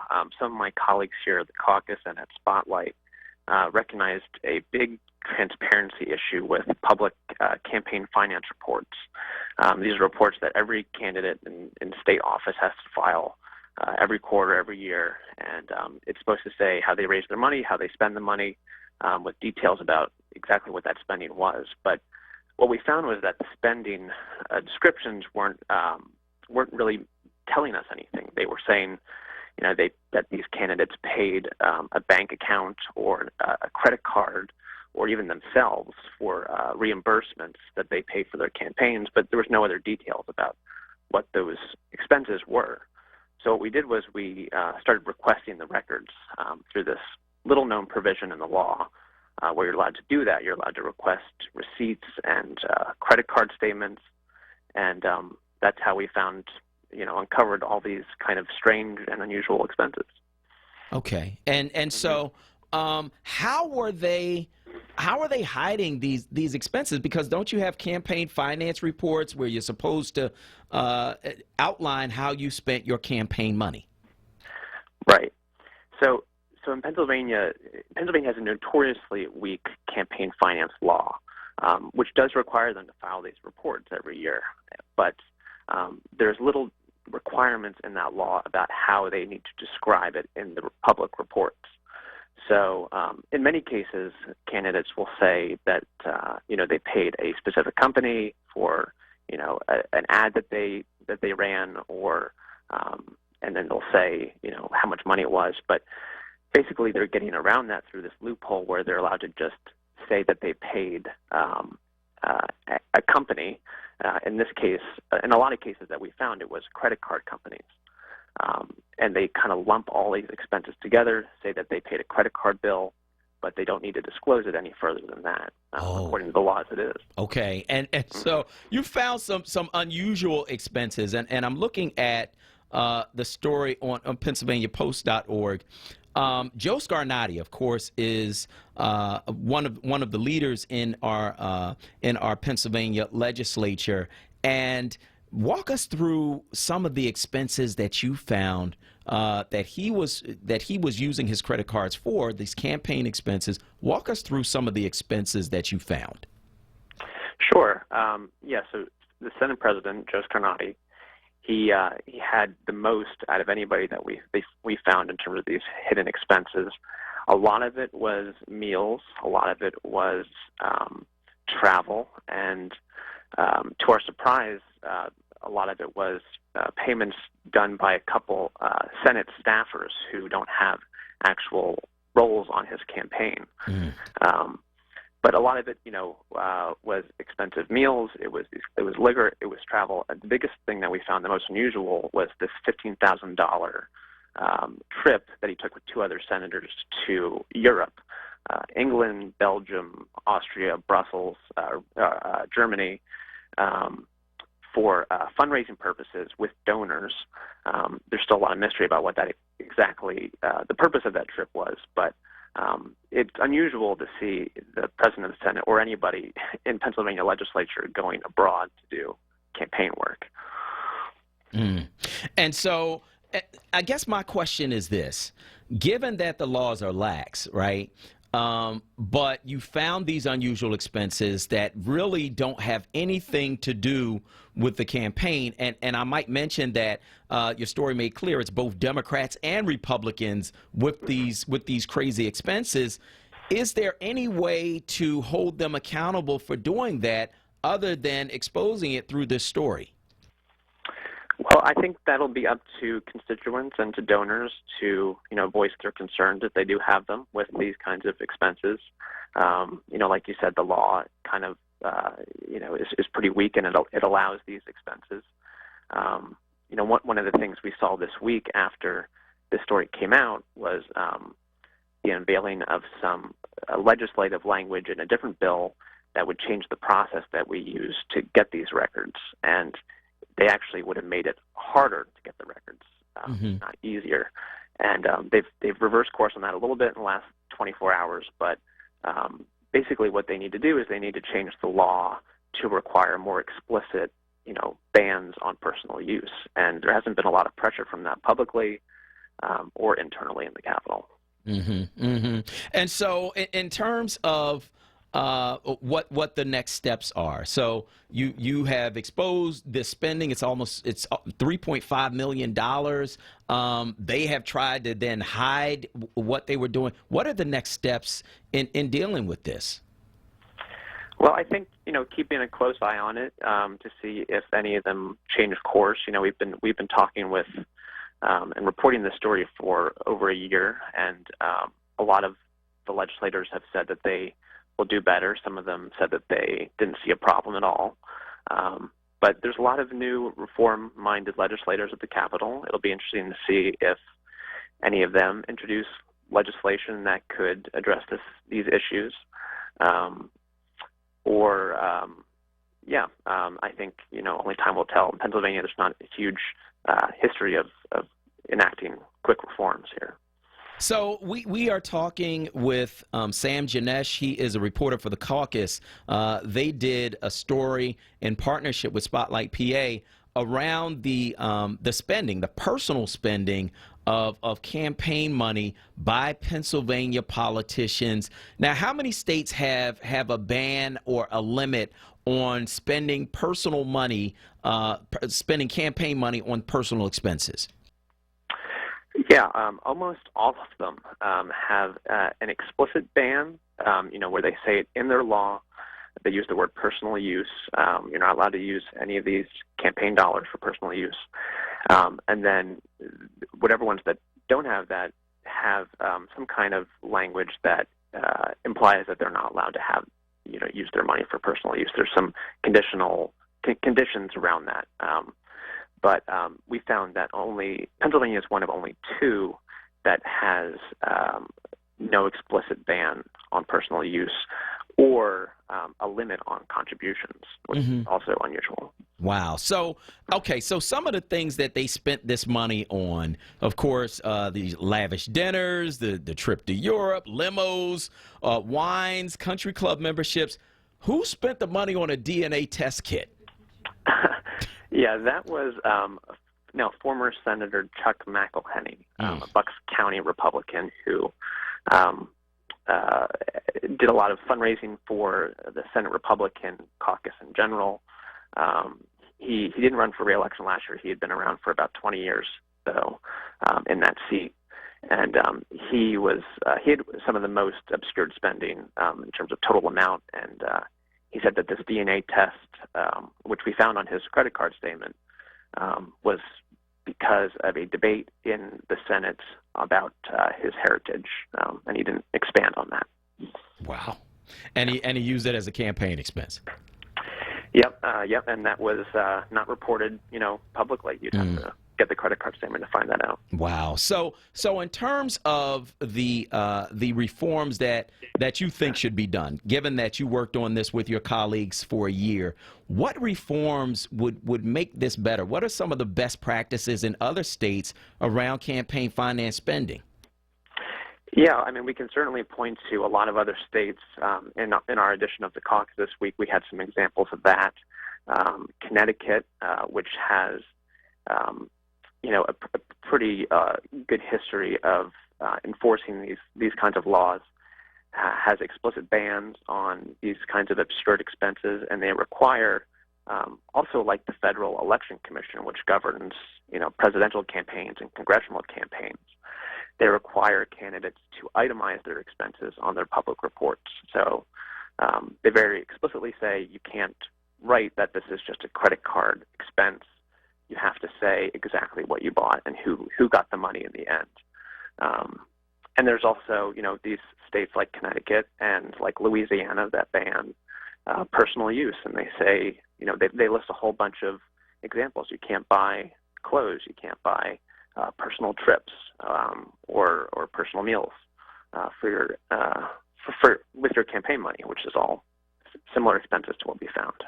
Wow. Well, where can people read this story? Yeah, this story is in most papers this week through Spotlight PA, a new collaborative, and it's also I think it was in the Philadelphia Inquirer yesterday and today. It is online at spotlight.org, Inquirer.com, and caucuspa.com. Okay. All right. Well, that is Sam Janesh. He is a reporter for the caucus, and just a phenomenal story as a result of a one-year investigation. I want to thank you so much for joining us this morning on WURD. All right. Thank you very much. All right. So check out that story. You can check it out at papost.org. You can check it out at philly.com as well.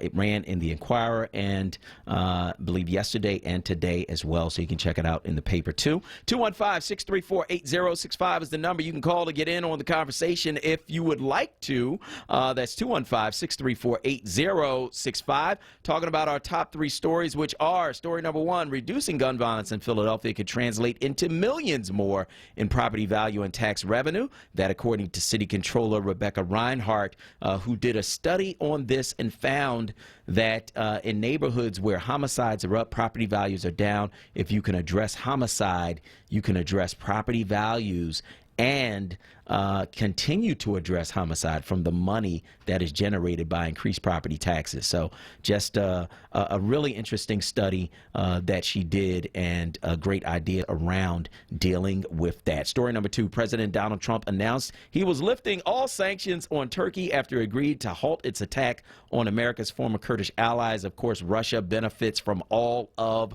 that. And then story number 3, 2 men seeking to settle a feud with a third suspected drug dealer approached his house in Kensington on Sunday.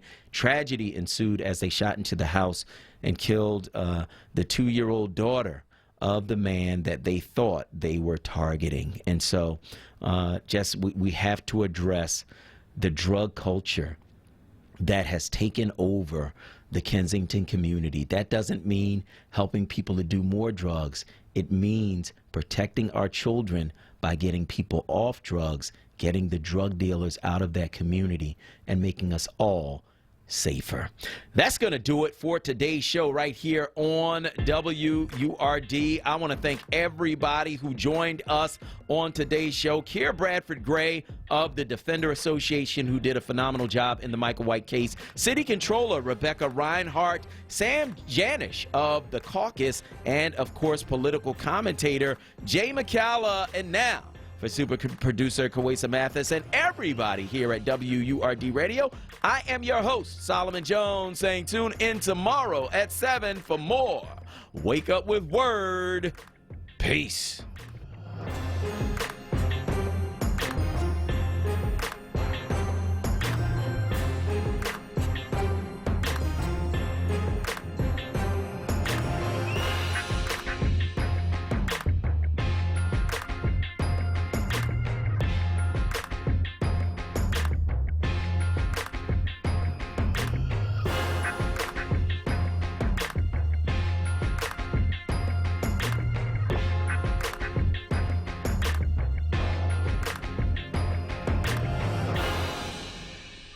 Word family, you are not alone. October is Breast Cancer Awareness Month, and Word Radio